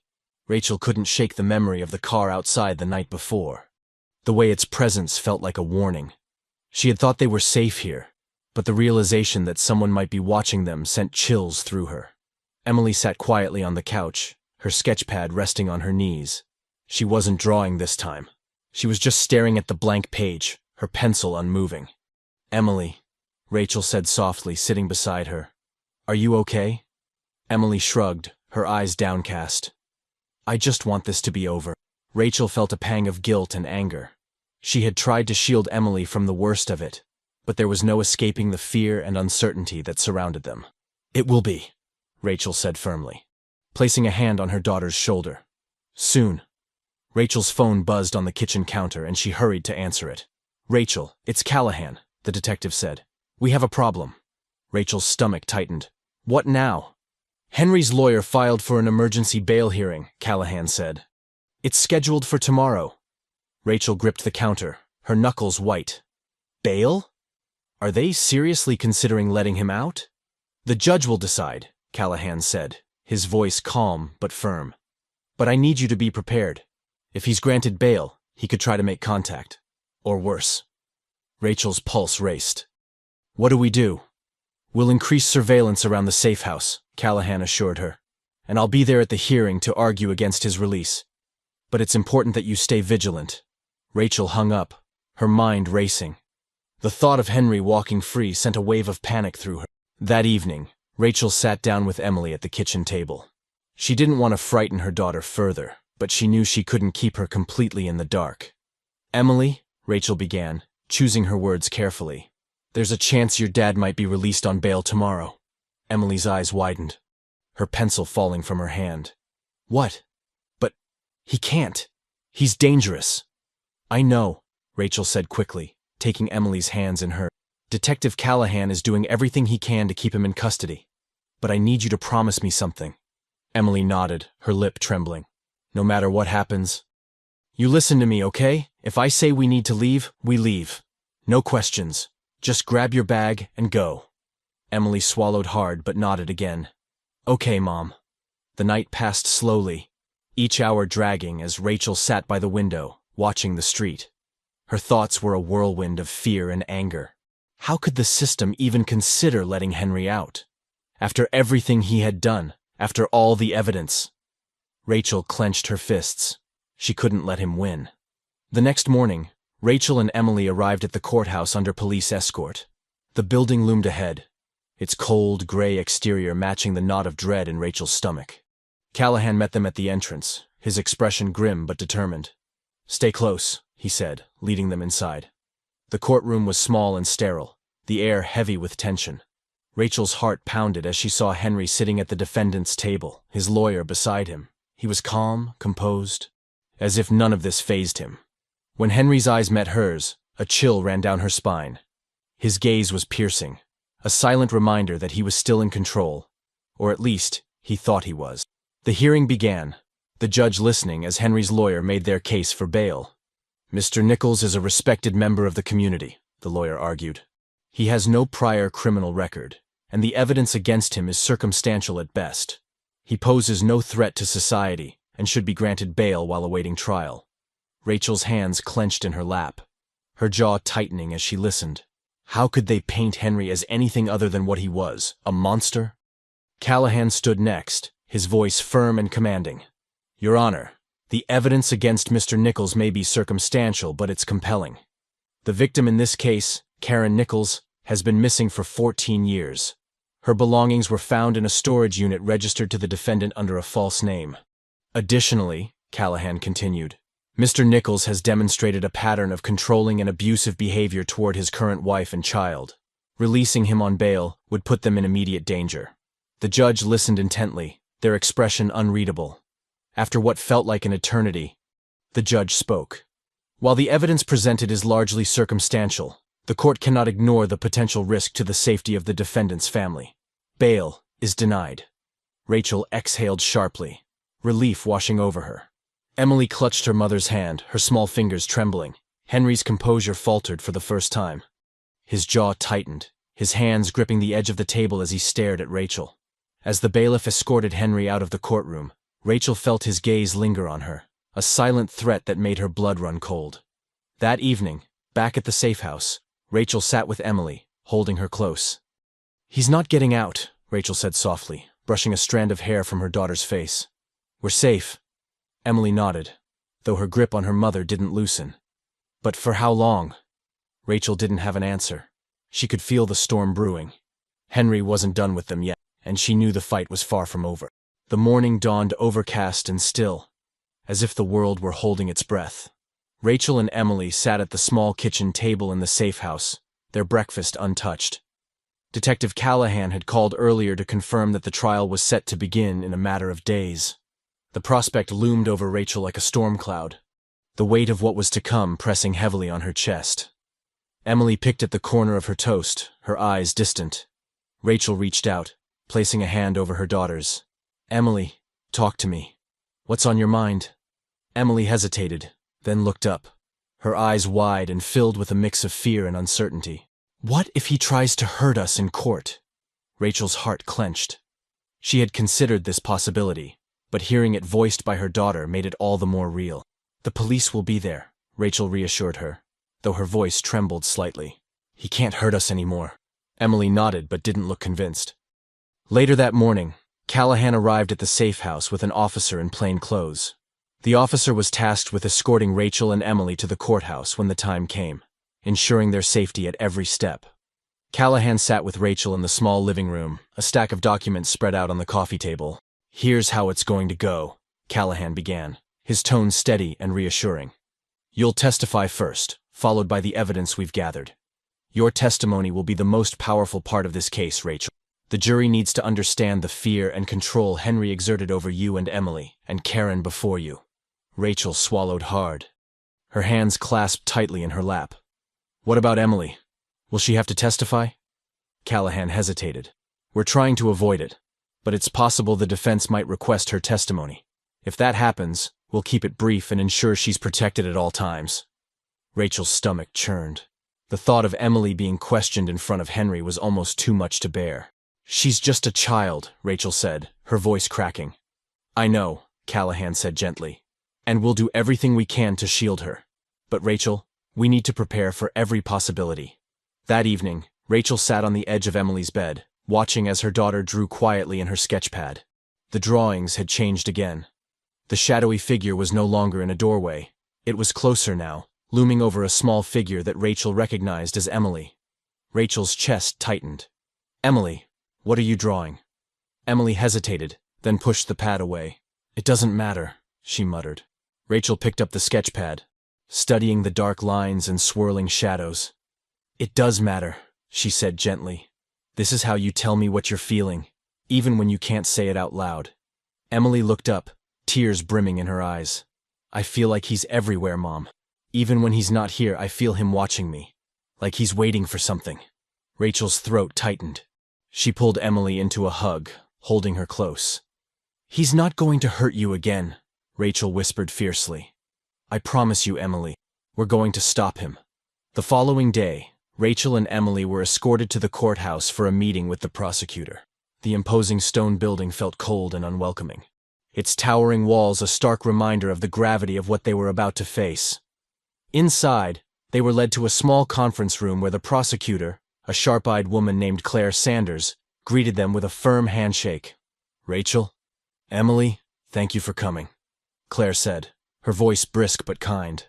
"I know this isn't easy, but your bravery is going to make a difference." Rachel nodded, though her hands trembled. Emily stayed close to her side, her wide eyes darting nervously around the room. "We're finalizing the case strategy," Claire continued. "Rachel, your testimony will establish a clear pattern of Henry's behavior, his control, his manipulation, and his threats. The jury needs to see the full scope of what he's done." "What about Karen?" Rachel asked. "Will they hear about her?" Claire nodded. "Yes. We're presenting the evidence from her disappearance, the journal, the letters, and the items from the storage unit. It paints a chilling picture of what Henry is capable of." Rachel swallowed hard. "And Emily?" Claire hesitated. "The defense may push for her testimony, but we'll do everything in our power to protect her. If she does have to testify, it will be brief and carefully managed." Rachel nodded, her resolve hardening. "I'll do whatever it takes," she said firmly. As they left the courthouse, Rachel couldn't shake the feeling of being watched. She glanced over her shoulder repeatedly, scanning the crowded street for any sign of Henry or his associates. "Mom, is everything okay?" Emily asked, her voice tinged with worry. Rachel forced a smile. "I'm just being careful, sweetheart." That night, back at the safe house, Rachel found herself unable to sleep. She sat at the kitchen table, Karen's journal open in front of her. The entries were haunting, each one a window into Karen's growing fear and desperation. One entry in particular caught Rachel's eye. "If something happens to me, it won't be an accident. Henry won't let me go, and I'm too afraid to fight him. But I hope whoever finds this will." Rachel traced the words with her finger, her chest tightening. Karen's plea for help felt like a direct call to Rachel. She couldn't let Karen's story end in silence. As the clock struck midnight, Rachel's phone buzzed with a text from Callahan. "Update. Henry's legal team is pressing hard, but the case against him is strong. Stay ready." Rachel stared at the message, her resolve solidifying. She would face Henry in court. She would tell the truth, and she would make sure he never hurt anyone again. But as she sat in the quiet darkness of the safe house, she couldn't shake the feeling that Henry wasn't done yet, that he was still out there, waiting for his moment to strike. The day of the trial arrived with a palpable weight, the air thick with tension as Rachel and Emily prepared to leave the safe house. Detective Callahan was there to escort them, along with 2 uniformed officers. Emily clung to Rachel's hand, her small fingers trembling as they climbed into the unmarked police car. "Remember," Callahan said as they pulled out of the driveway, "you're not alone in this. The courtroom will be full of people there to ensure your safety." Rachel nodded, though her stomach churned with nerves. She glanced at Emily, who sat quietly beside her, her wide eyes scanning the streets as if expecting Henry to appear at any moment. The courthouse was bustling with activity, reporters lining the steps as cameras flashed. Rachel felt exposed, vulnerable, as they were hurried through a side entrance to avoid the crowd. Inside, they were led to a small room where the prosecutor, Claire Sanders, waited. "Rachel, Emily, thank you for being here," Claire said, her voice steady and reassuring. "This is a difficult day, but it's also an important one. Your testimony will make all the difference." Rachel forced a tight smile, her heart pounding. "We're ready." Emily didn't speak, but she clutched Rachel's hand tightly, her knuckles white. The courtroom was intimidating, its high ceilings and polished wood giving it an air of solemnity. Rachel's breath caught as she saw Henry sitting at the defense table, his expression calm, almost smug. He wore a tailored suit, his demeanor that of a man completely in control. Rachel's stomach turned. How could he sit there so confidently, knowing what he had done? Emily shrank back, her eyes wide as she caught sight of him. Rachel knelt beside her, cupping her daughter's face. "Look at me." "Emily," Rachel said softly, "you're so brave. You don't have to be afraid of him anymore." Emily nodded, her lips trembling.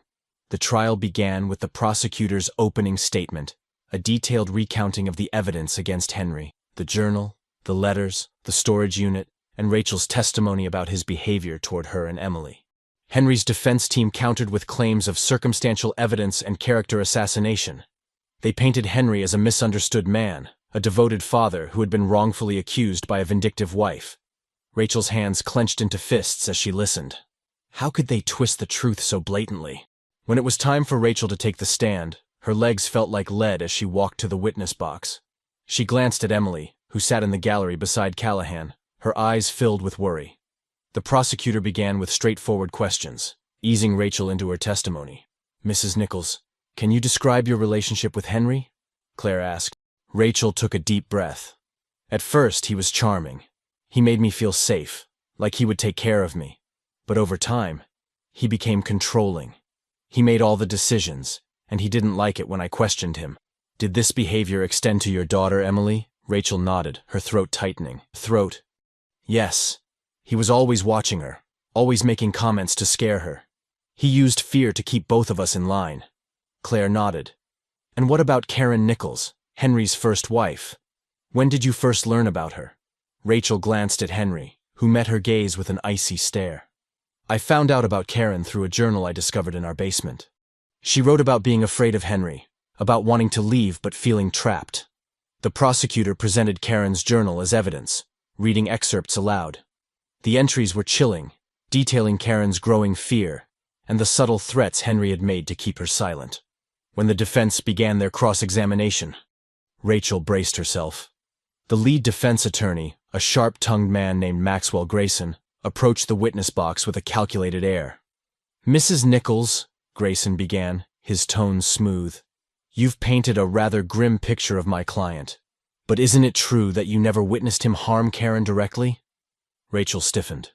"No, but," Grayson interrupted, "so your testimony about Karen is based entirely on a journal you claim to have found?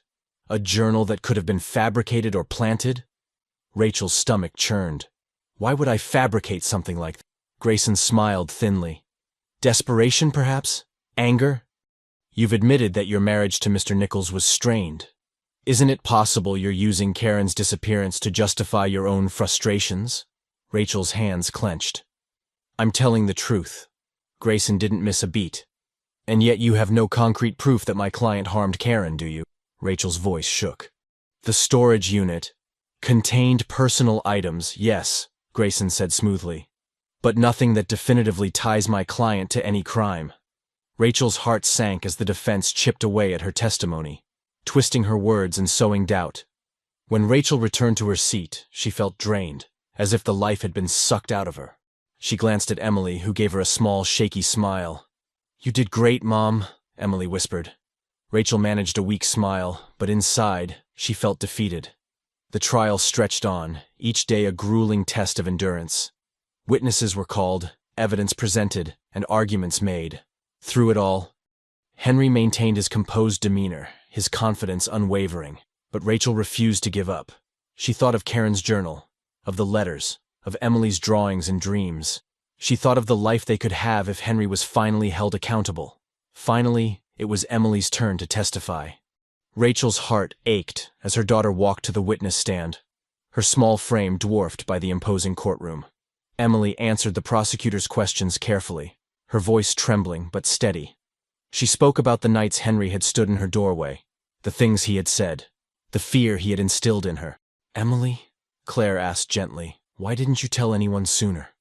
Emily glanced at Rachel, her eyes filling with tears. "Because I didn't think anyone would believe. He always said no one would." Rachel's chest tightened. She wanted to run to her daughter, to hold her, and tell her it was over. But she had to stay seated.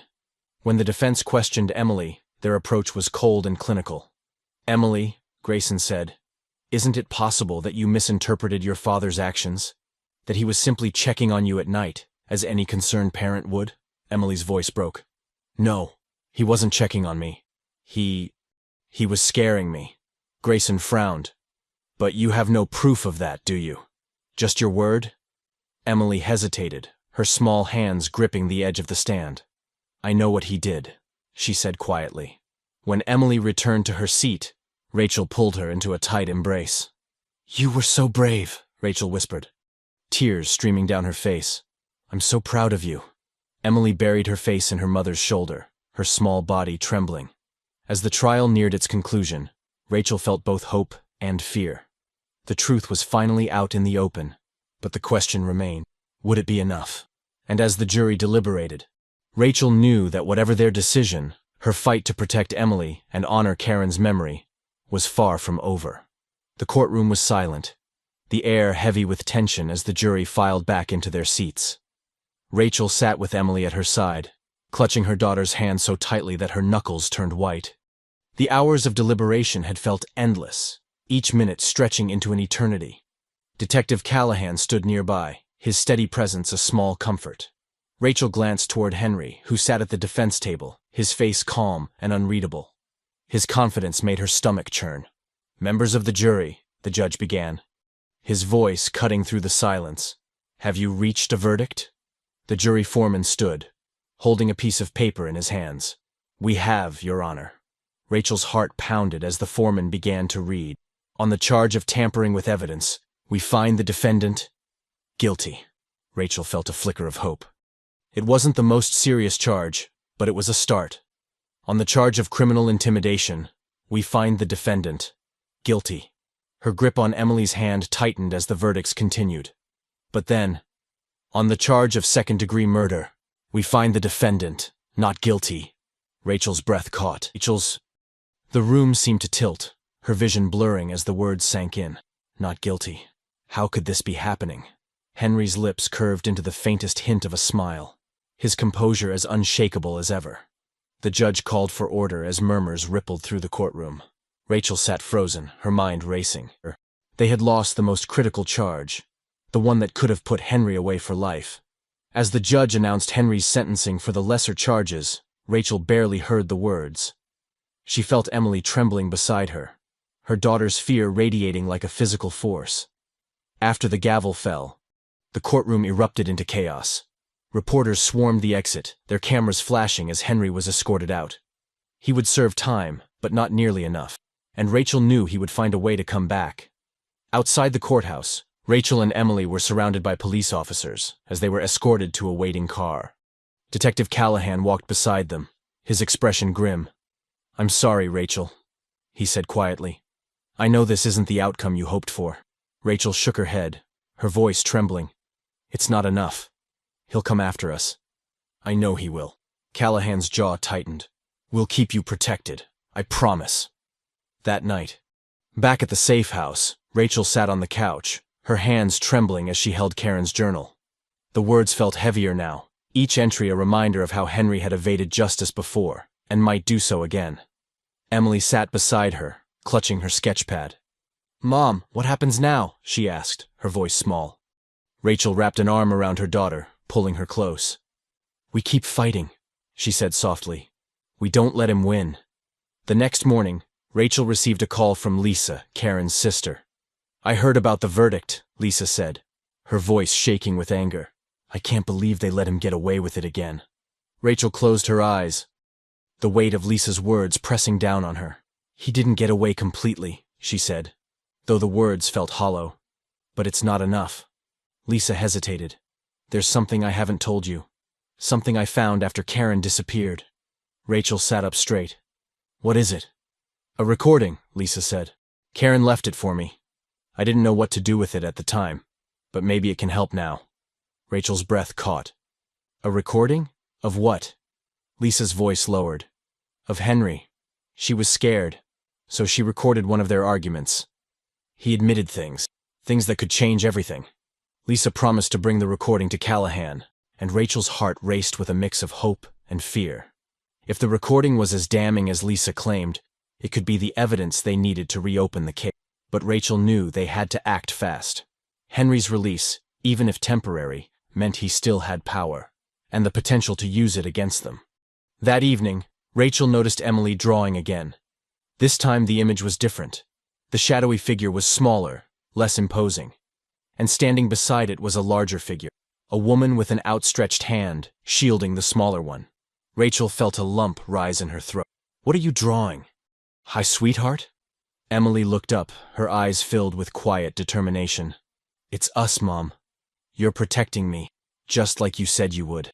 Rachel hugged her daughter tightly, tears streaming down her face.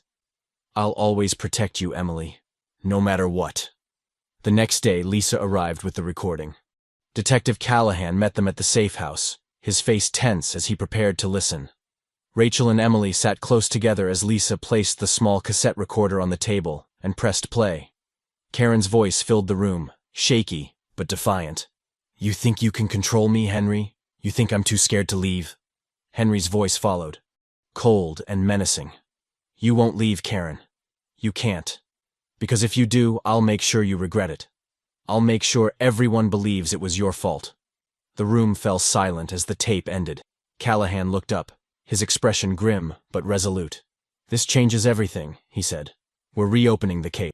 Rachel felt a surge of hope, but it was tempered by fear. They had a new chance to bring Henry to justice, but she knew it wouldn't be easy. As the days stretched on, Rachel and Emily remained in the safe house, their lives suspended in limbo as the legal battle began anew. The recording gave them a fighting chance, but Rachel couldn't shake the feeling that Henry was watching, waiting for his opportunity to strike. And as they prepared to face him once more, Rachel knew that this time, she had to ensure he would never escape justice again. The tension in the air was palpable as Rachel and Emily prepared for another day in court. This time, the stakes felt even higher. The recording Lisa had provided had shifted the case in their favor, but it also meant that Henry would be fighting back harder than ever. Emily sat quietly in the safe house's small living room, her sketchpad balanced on her lap. Her drawings had changed again, this time showing a courtroom with towering shadowy figures looming over a small, bright figure in the center. Rachel couldn't help but feel a pang of guilt as she watched her daughter process their ordeal through art. "You ready, sweetheart?" Rachel asked softly. Emily nodded, but didn't look up. "Do you think they'll believe the recording?" Rachel crouched beside her, placing a hand on her shoulder. "They have to," she said firmly. "It's the truth, and the truth is on our side." Emily glanced up at her mother, her eyes filled with a mixture of fear and determination. "I just want it to be over." Rachel hugged her tightly. "Me too, baby. Me too." Detective Callahan arrived shortly after, his demeanor more intense than usual. He motioned for Rachel to step aside, lowering his voice as he spoke. "We've had reports of suspicious activity near the courthouse," he said. "It's nothing concrete yet, but I want to make sure you and Emily are extra cautious today." Rachel's stomach churned. "Suspicious activity? Like what?" "Unmarked cars, people loitering," Callahan replied. "It could be nothing, but with Henry's connections, we can't take any chances." Rachel nodded, her resolve hardening. "We'll be careful." The courtroom was packed when they arrived, the tension in the air almost suffocating. Rachel's gaze immediately found Henry, who sat at the defense table with his attorneys. His face was calm, but his eyes were sharp, calculating. As Rachel and Emily took their seats, Rachel noticed Henry glance their way. A chill ran down her spine, but she refused to look away. The prosecutor, Claire Sanders, began by presenting the recording to the court. The room fell silent as Karen's voice echoed through the speakers, her fear and desperation palpable.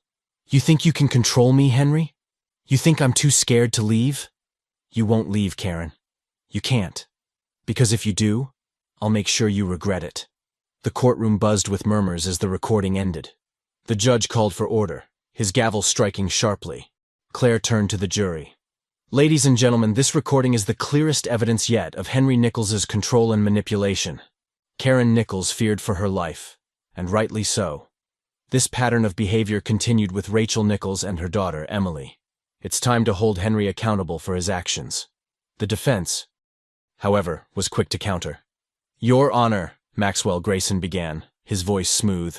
"This recording is nothing more than a fragment of a private conversation taken out of context.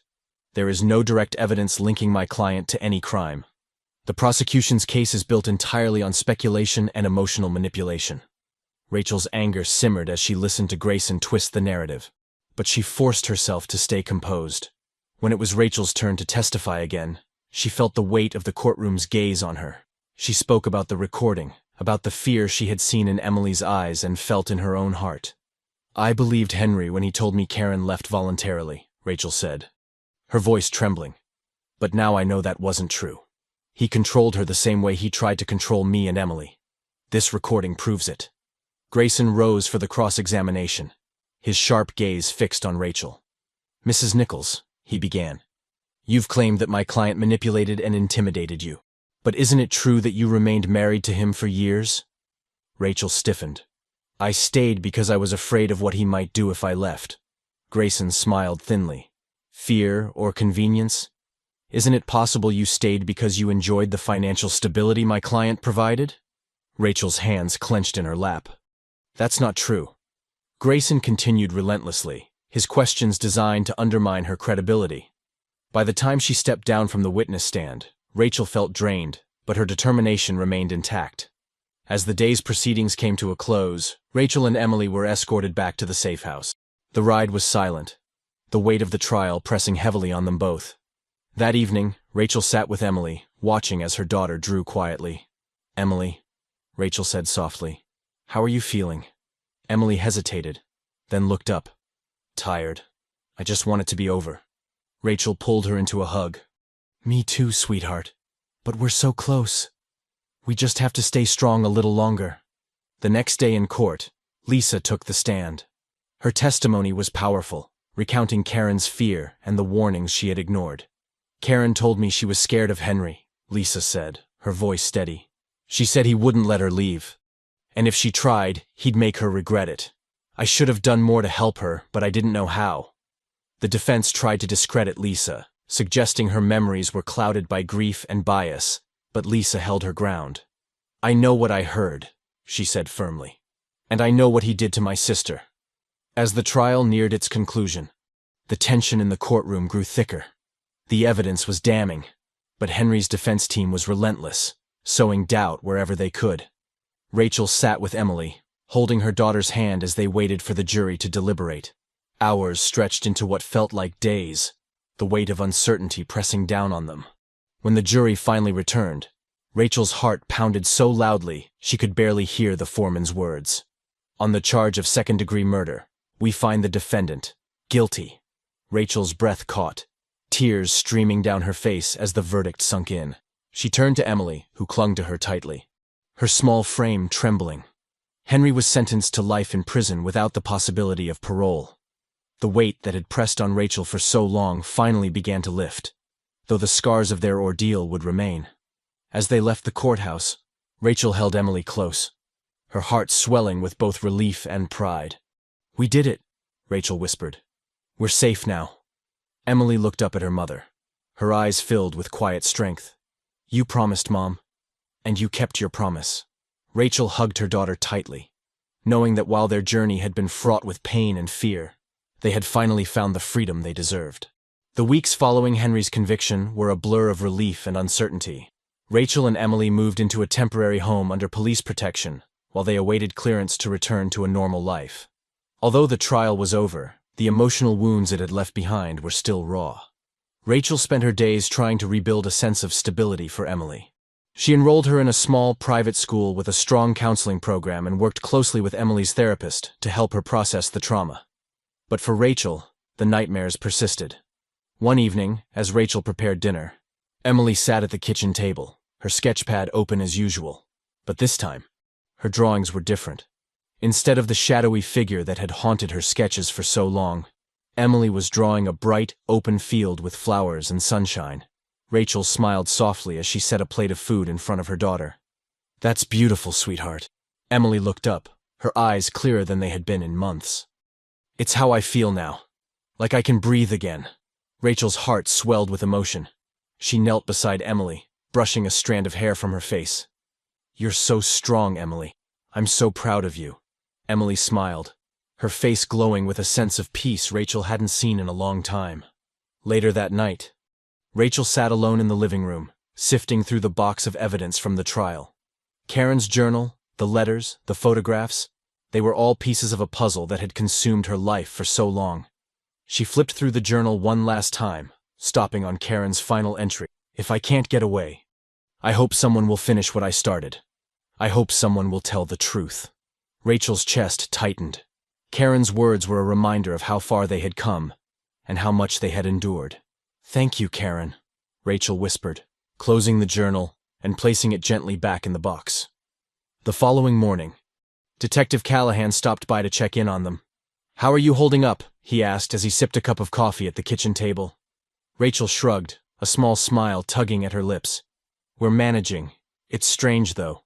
For the first time, I feel like we can actually start over." Callahan nodded. "You've been through more than most people could handle. It's going to take time, but you've done everything right. You kept Emily safe. That's what matters." Rachel looked at her daughter, who was playing quietly in the living room, and felt a surge of gratitude. "She's my whole world," Rachel said softly. Callahan leaned back in his chair, his expression thoughtful. "You're stronger than you give yourself credit for, Rachel. Not many people could have done what you did." As the days turned into weeks, Rachel began to focus on the future. She started looking for a new job and a permanent home, determined to give Emily the fresh start she deserved. One afternoon, while cleaning out her email inbox, Rachel came across a message from a local journalist. The subject line read, "Your story could help others." Rachel hesitated, her finger hovering over the delete button. But something stopped her. She opened the email and read the journalist's heartfelt request for an interview, explaining how Rachel's story could inspire others who had experienced similar situations. Rachel's initial instinct was to decline. She didn't want to relive the trauma or expose Emily to more public scrutiny, but then she thought of Karen, of her final words in the journal. "I hope someone will tell the truth." Rachel took a deep breath and replied, "I'm interested. Let's talk." The interview was held in a small, quiet studio. Rachel was careful to protect Emily's privacy, speaking only about her own experiences and the journey that had led to Henry's conviction. When the article was published, the response was overwhelming. Rachel received messages from women across the country who had endured similar struggles, thanking her for sharing her story. For the first time, Rachel felt a sense of purpose beyond survival. One evening, as Rachel tucked Emily into bed, her daughter looked up at her with curious eyes. "Mom," Emily asked, "do you think Karen knows we helped her?" Rachel's throat tightened. "I think she does, sweetheart, and I think she's proud of us." Emily smiled, her expression peaceful. "I'm glad we told her story." Rachel kissed her daughter's forehead, tears brimming in her eyes. "Me too." As Rachel lay in bed that night, she stared at the ceiling, her mind quiet for the first time in years. The fear that had once consumed her was gone, replaced by a quiet strength she hadn't known she possessed. They had faced the darkness and emerged on the other side. And while the scars would always remain, they were a reminder of everything they had overcome. Rachel closed her eyes, a sense of peace washing over her. For the first time in a long time, she allowed herself to dream of the future. Weeks turned into months as Rachel and Emily slowly began to rebuild their lives. The quiet days in their new home were a stark contrast to the turmoil they had endured. For Rachel, each small moment of normalcy, a shared breakfast, a walk in the park, Emily laughing at a cartoon, felt like a hard-won victory. But the scars of the past lingered, and Rachel knew that true healing would take time. One evening, Rachel received an unexpected call from Lisa. "Rachel," Lisa said, her voice calm but firm, "there's something I think you should see." Rachel's stomach tightened. "What is it?" "It's about Karen," Lisa replied. "I went through some of her things again, and I found another recording." Rachel's pulse quickened. "What's on it?" Lisa hesitated. "It's complicated. You should hear it for yourself. Can I bring it over tomorrow?" Rachel agreed, though a sense of unease settled over her. She had thought the trial had answered all the questions about Karen's fate, but the possibility of new information reopened old wounds. The next day, Lisa arrived with the small cassette recorder in hand. She and Rachel sat at the kitchen table while Emily played in the living room, the sound of the cartoon muffled in the background. Lisa placed the recorder between them and pressed play. Karen's voice filled the room, softer this time, almost resigned. "I don't know how much longer I can stay. Henry's getting worse. He's not just threatening me anymore, he's threatening Jake. He says if I leave, he'll make sure Jake pays for it. I don't know what to do." Rachel's chest tightened as the recording continued. "If you find this, Lisa, please take care of Jake. Protect him from Henry. Promise me you'll keep him safe." The recording ended abruptly, leaving Rachel and Lisa in stunned silence. Lisa's eyes filled with tears. "I didn't know she was so afraid for Jake," she whispered. I thought it was just about her. Rachel felt a knot form in her stomach. Jake had remained distant since the trial, his loyalty to Henry unwavering. But Karen's words painted a different picture, one of a boy trapped in a web of fear and manipulation. That evening, Rachel sat with Emily, her thoughts consumed by Karen's plea. "Mom," Emily said quietly, looking up from her sketch pad. "Is Jake okay?" Rachel blinked, startled. "What do you mean?" Emily shrugged. "He didn't look okay at the trial. He looked scared." Rachel frowned. She had noticed Jake's withdrawn demeanor but had assumed it was a product of the trial's stress. Now, she wasn't so sure. The next morning, Rachel decided to reach out to Jake. She called him, her heart pounding as the phone rang. "Hello?" Jake's voice was cautious, guarded. "Jake, it's Rachel," she said gently. "I was wondering if we could talk." Jake hesitated. "What's this about?" "It's about Karen," Rachel replied. "And about you." There was a long pause before Jake sighed. "Fine. I'll come over." When Jake arrived, he looked older than Rachel remembered, his face etched with lines of worry. He sat stiffly at the kitchen table, avoiding Rachel's gaze. "What do you want to know?" he asked bluntly. Rachel placed a hand on the cassette recorder. "Lisa found another recording.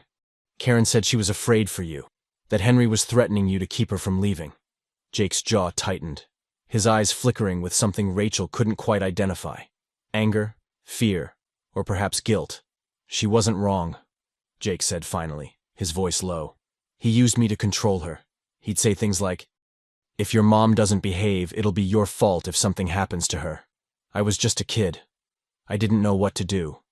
Rachel's heart ached. "Jake, none of that was your fault. You were a child. You couldn't have stopped him." Jake looked away, his hands clenched into fists. "I should have tried harder. Maybe if I had, she'd still be alive." Rachel reached across the table, placing a hand over his. "Jake, you were in an impossible situation, but you're not alone anymore. We can honor Karen by making sure Henry never hurts anyone again." Jake nodded slowly, his expression softening. "I want to help. Tell me what I can do." As the days passed, Jake became a more frequent presence in Rachel and Emily's lives. He bonded with Emily over their shared love of art, often sitting with her as they sketched together. One afternoon, as Rachel watched them from the doorway, she felt a sense of hope she hadn't experienced in years. They were piecing their lives back together, one small moment at a time. But the shadows of the past weren't entirely gone. One evening, Rachel received a call from Detective Callahan. "Rachel," Callahan said, his voice serious, "we've received reports that Henry is making threats from prison." Rachel's stomach dropped. "Threats? Against who?" "Against you and Emily," Callahan replied. "We're increasing security, but I wanted you to be aware." Rachel's mind raced. She had fought so hard to protect Emily, to build a life free from Henry's reach, but the thought of his influence extending beyond prison walls filled her with dread. That night, Rachel sat with Jake in the living room, her voice barely above a whisper as she told him about the threats. Jake's face darkened. "He doesn't deserve to breathe, let alone threaten you and Emily." Rachel placed a hand on his arm. "We can't let him control us anymore. We have to stay strong. For Karen. And for Emily." Jake nodded, his jaw set. "He won't win this time. I'll make sure of it." As the days turned into weeks, Rachel remained vigilant, her resolve unwavering. She worked closely with Callahan to ensure their safety, and with Jake's support, she began to feel a renewed sense of strength. Karen's final plea echoed in her mind. Protect him from Henry. Rachel knew that protecting Jake and Emily was the best way to honor Karen's memory. Together, they were breaking free from the cycle of fear and control that Henry had imposed. And for the first time, Rachel felt that they were truly moving toward a future where Henry's shadow no longer loomed over their lives. Rachel woke in the middle of the night to a strange noise, a faint scraping sound, as if something was moving outside her window. Her heart pounded as she sat up, straining to hear more. The house was silent except for the quiet hum of the refrigerator. Beside her, Emily slept soundly, her small frame curled under it. Rachel tiptoed to the window and peeked through the curtains. The yard was empty, bathed in the faint glow of the streetlights. Still, the uneasy feeling lingered. The next morning, Rachel told Detective Callahan about the noise.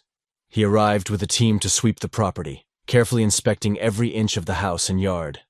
"We didn't find anything," Callahan said, his voice calm but serious. "But we'll increase patrols in the area. If you notice anything unusual, call me immediately."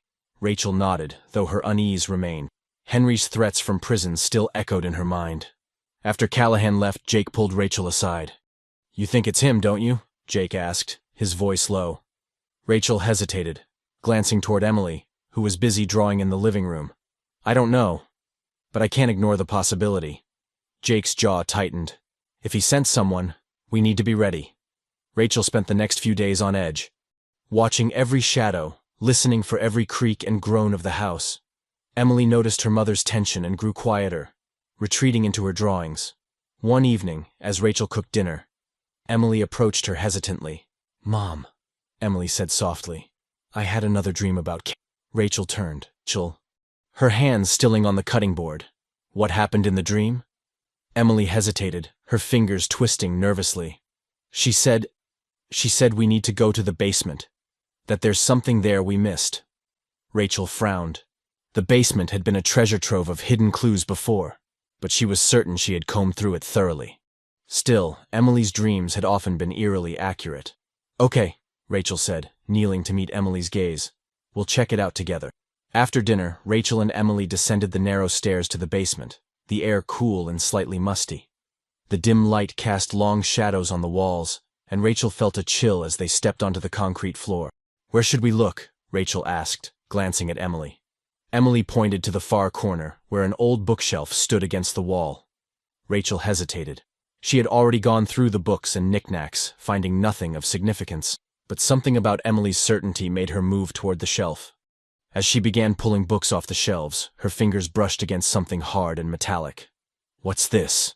Rachel murmured, crouching to investigate. Behind the bookshelf was a small metal box, covered in dust and cobwebs. Rachel carefully pried it loose and carried it to the workbench. Emily stood beside her, watching intently as Rachel opened the box. Inside were a stack of photographs, a bundle of letters, and a small cassette tape. Rachel's breath caught as she flipped through the photographs. They showed Karen, Jake, and Henry, smiling for the camera. But in several, Karen's face was bruised, her expression tight with fear. The letters were written in Karen's handwriting, addressed to Lisa, but never sent. "Lisa never got these," Rachel whispered, her heart sinking. Emily picked up the cassette tape. "Do you think this is like the other one?" Rachel nodded. "Only one way to find out." That night, Rachel sat at the kitchen table with the tape recorder. Emily had gone to bed, and Jake sat across from her, his arms crossed tightly. "Do you think it'll change anything?" Jake asked. "I don't know," Rachel admitted, "but we have to listen." She pressed play, and Karen's voice filled the room once more. "It's me again. I don't know if anyone will ever hear this, but I have to say it. Henry's been getting worse. He knows I'm planning to leave, and he's furious. He said he'll take Jake away from me, that he'll make me disappear if I try to run. I don't know what to do." There was a long pause, and then Karen's voice came back, quieter this time. "If something happens to me, it's Henry. Don't let him get away with it. Protect Jake. Protect anyone else he tries to hurt." The tape clicked off, leaving a heavy silence in its wake. Rachel felt tears sting her eyes. "She knew," she whispered. "She knew he was going to do something." Jake's face was pale, his hands trembling. "I should have stopped him. I should have done something." Rachel reached across the table, gripping his hand. "You were a child, Jake. It wasn't your responsibility to stop him. But now, we can make sure Karen's voice is heard." Jake nodded, his expression hardening. "Let's make sure he never hurts anyone again."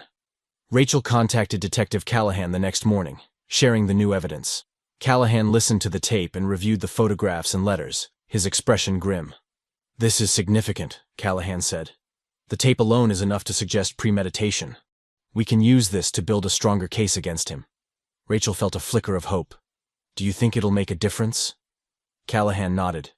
"It already has." As the days passed, Rachel and her family remained under heightened security while the new evidence was reviewed. The unease lingered, but Rachel felt a growing sense of determination. Karen's words echoed in her mind. "Don't let him get away with it." Rachel knew she had a long road ahead, but with Jake and Emily by her side, she felt stronger than ever. One evening, as Rachel tucked Emily into bed, her daughter looked up at her with solemn eyes. "Do you think Karen's happy now?" Emily asked softly. Rachel felt a lump in her throat. "I think she is. And I think she's proud of us." Emily smiled faintly, her eyes growing heavy with sleep. As Rachel watched her daughter drift off, she made a silent promise. She would honor Karen's memory by continuing to fight, no matter how long it took, because the truth was worth fighting for. The courtroom was smaller this time, less grandiose but no less intimidating. Rachel sat beside Jake, her fingers trembling slightly as she clutched the file containing Karen's letters, photographs, and the cassette recording. Emily was not with them today. Detective Callahan had insisted she remain safely at home with a police escort. This hearing was different, less about proving guilt, and more about ensuring that Henry stayed behind bars. The new evidence had reopened the investigation, and Rachel's presence was crucial in driving the point home. As the judge entered the room, Rachel took a deep breath, her resolve hardening. The prosecution began by presenting the contents of the metal box. Karen's letters were read aloud, each word dripping with fear and desperation. The photographs were displayed next, eliciting gasps from the small audience in attendance. Finally, the tape was played. Karen's voice filled the room, fragile yet defiant, as she described Henry's threats and her growing terror. Rachel glanced at Henry, who sat at the defense table, his face a mask of indifference, but she noticed the slight clenching of his jaw, the twitch in his fingers. He was losing control, and it terrified him.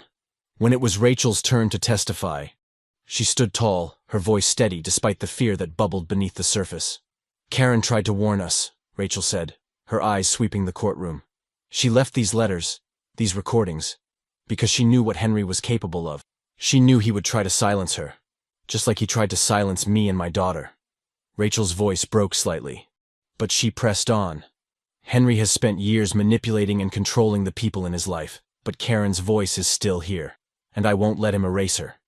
The defense attempted to discredit the new evidence, claiming it was circumstantial and lacked direct ties to any crime. But the weight of Karen's words, combined with the visual impact of the photographs, was undeniable. Jake also took the stand, his testimony raw and emotional. "He made me feel like I was the problem," Jake said, his voice shaking. "Like everything Karen did was my fault. I didn't realize how much he was manipulating me until it was too late. But now I see him for who he really is." Jake's words hung in the air, a stark contrast to the calm, controlled demeanor Henry had always projected. As the hearing concluded, the judge announced that the case against Henry would move forward, citing the strength of the new evidence. Henry's face remained stoic, but Rachel could see the faint glimmer of fear in his eyes. For the first time, she felt like they were truly winning. Back at home, Rachel found Emily waiting for her in the living room. The moment Rachel walked through the door, Emily ran to her, wrapping her arms tightly around her waist. "How did it go?" Emily asked, her voice muffled against Rachel's chest. Rachel knelt, pulling Emily into a hug. "It went well, sweetheart. The judge is letting the case move forward." Emily pulled back, her eyes shining with relief. "Does that mean he'll stay in jail?" Rachel smiled softly. "It means we're closer to making sure he never hurts anyone again." The days that followed were a blur of preparation and anticipation. Rachel, Jake, and Detective Callahan worked tirelessly to strengthen the case, uncovering additional witnesses and reviewing every piece of evidence. Emily, meanwhile, began to show signs of healing. Her drawings became brighter, filled with scenes of nature and happiness. She smiled more often, laughed more freely. One evening, as Rachel tucked Emily into bed, her daughter reached out and touched her cheek. "You're not scared anymore," Emily said, her voice filled with wonder. Rachel felt tears sting her eyes. "I'm still scared sometimes," she admitted, "but I'm not letting it stop me anymore." Emily nodded, her small hand slipping into Rachel's. "Me neither." On the day of the sentencing hearing, the courtroom was filled with an electric tension. Rachel sat with Jake and Lisa, their unity a testament to Karen's legacy. The prosecutor presented the case one final time, weaving together the new evidence with the testimonies from the original trial. Karen's voice was played again, her final plea echoing in the hushed room. When the judge delivered the sentence, life imprisonment without the possibility of parole, Rachel felt a wave of relief crash over her. Henry was led away in handcuffs, his composure finally cracking as he glanced back at the courtroom. His eyes landed on Rachel, a flicker of anger and defeat passing across his face. Rachel met his gaze, unflinching. That evening, Rachel and Emily sat in the backyard of their new home, the sun dipping below the horizon in a blaze of orange and gold. Jake joined them, a tray of lemonade in hand. As they sat together, Rachel felt a sense of peace she hadn't experienced in years. The shadows of the past were still there, but they no longer held power over her. Emily leaned against her mother, her voice soft. "Do you think Karen's happy now?" Rachel smiled, her heart swelling with gratitude and love. "I think she is, sweetheart, and I think she's proud of us." Jake raised his glass, a small, bittersweet smile on his face. "To Karen," he said. Rachel and Emily raised their glasses in unison. "To Karen," they echoed. And as the stars began to twinkle overhead, Rachel knew that while their journey had been fraught with pain and loss, they had finally found the light on the other side. The morning sunlight streamed through the windows of Rachel's new home, bathing the kitchen in warmth. The air was filled with the smell of fresh coffee and the soft hum of Emily's favorite song playing on the radio. For the first time in years, Rachel felt the unfamiliar yet welcome sensation of calm. Today marked 1 year since Henry's sentencing. It was a milestone Rachel hadn't dared to imagine during the chaos of the past. But now, here they were, safe, together, and healing. Emily sat at the kitchen table, working on another drawing. Rachel glanced over her shoulder, her heart swelling at the sight of the bright, cheerful landscape Emily had created. "What are you working on, sweetheart?" Rachel asked as she poured herself a cup of coffee. Emily looked up, her face glowing with happiness. "It's our house," she said proudly. "I'm drawing us sitting in the backyard. You, me, and Jake." Rachel smiled, brushing a strand of hair from Emily's face. "It's beautiful, just like you." Later that afternoon, Jake arrived, carrying a box of supplies for the small garden they had started together. Gardening had become a therapeutic activity for all of them, a way to plant roots in their new life, both literally and figuratively. "Thought we could add some sunflowers," Jake said as he set the box down on the porch. Emily's face lit up. "I love sunflowers. Let's plant them near the fence." Rachel chuckled, watching as Jake and Emily worked side by side, their laughter filling the air. It was a simple moment, but it was everything Rachel had fought for. As the sun began to set, Rachel took a seat on the porch swing, watching the sky turn shades of pink and orange. Emily joined her, curling up beside her mother. "Mom," Emily said softly, "do you think Karen would have liked it here?" Rachel's throat tightened. "I think she would have loved it," she replied. "She would have loved seeing you happy." Emily smiled, resting her head on Rachel's shoulder. "I wish I could have met her." Rachel wrapped an arm around her daughter, her voice steady. "You did meet her in a way. She's the reason we're here. She gave us the courage to fight." Emily nodded, her eyes drifting toward the horizon. "I hope she knows we didn't forget her." Rachel kissed the top of Emily's head, her heart full. "She knows, sweetheart. She knows." That evening, Rachel sat at her desk, surrounded by papers and notes. Over the past few months, she had been writing about her experiences, not just as a way to process her own emotions, but as a means to help others. Karen's words had stayed with her. Tell the truth. Rachel had promised herself she would honor Karen's memory, and this was her way of keeping that promise. The book was nearly finished, and Rachel felt a sense of pride she hadn't known in years. It wasn't just her story. It was Karen's, Emily's, and Jake's, a testament to resilience, courage, and the power of truth. When Rachel finally climbed into bed, she stared at the ceiling, reflecting on the journey that had brought them here. The fear, the pain, the uncertainty, it had all been worth it to reach this point. Her phone buzzed on the nightstand, and she picked it up to see a message from Lisa. "Thinking of you and Emily today. Karen would be so proud. Thank you for keeping her voice alive." Rachel smiled, her eyes misting with tears. She replied simply, "We did it together." The next morning, Rachel and Emily walked hand in hand to a small park near their house. They brought a bouquet of sunflowers, which they placed at the base of a tree Karen had always loved when she was alive. "This is for her," Emily said softly, stepping back to admire the flowers.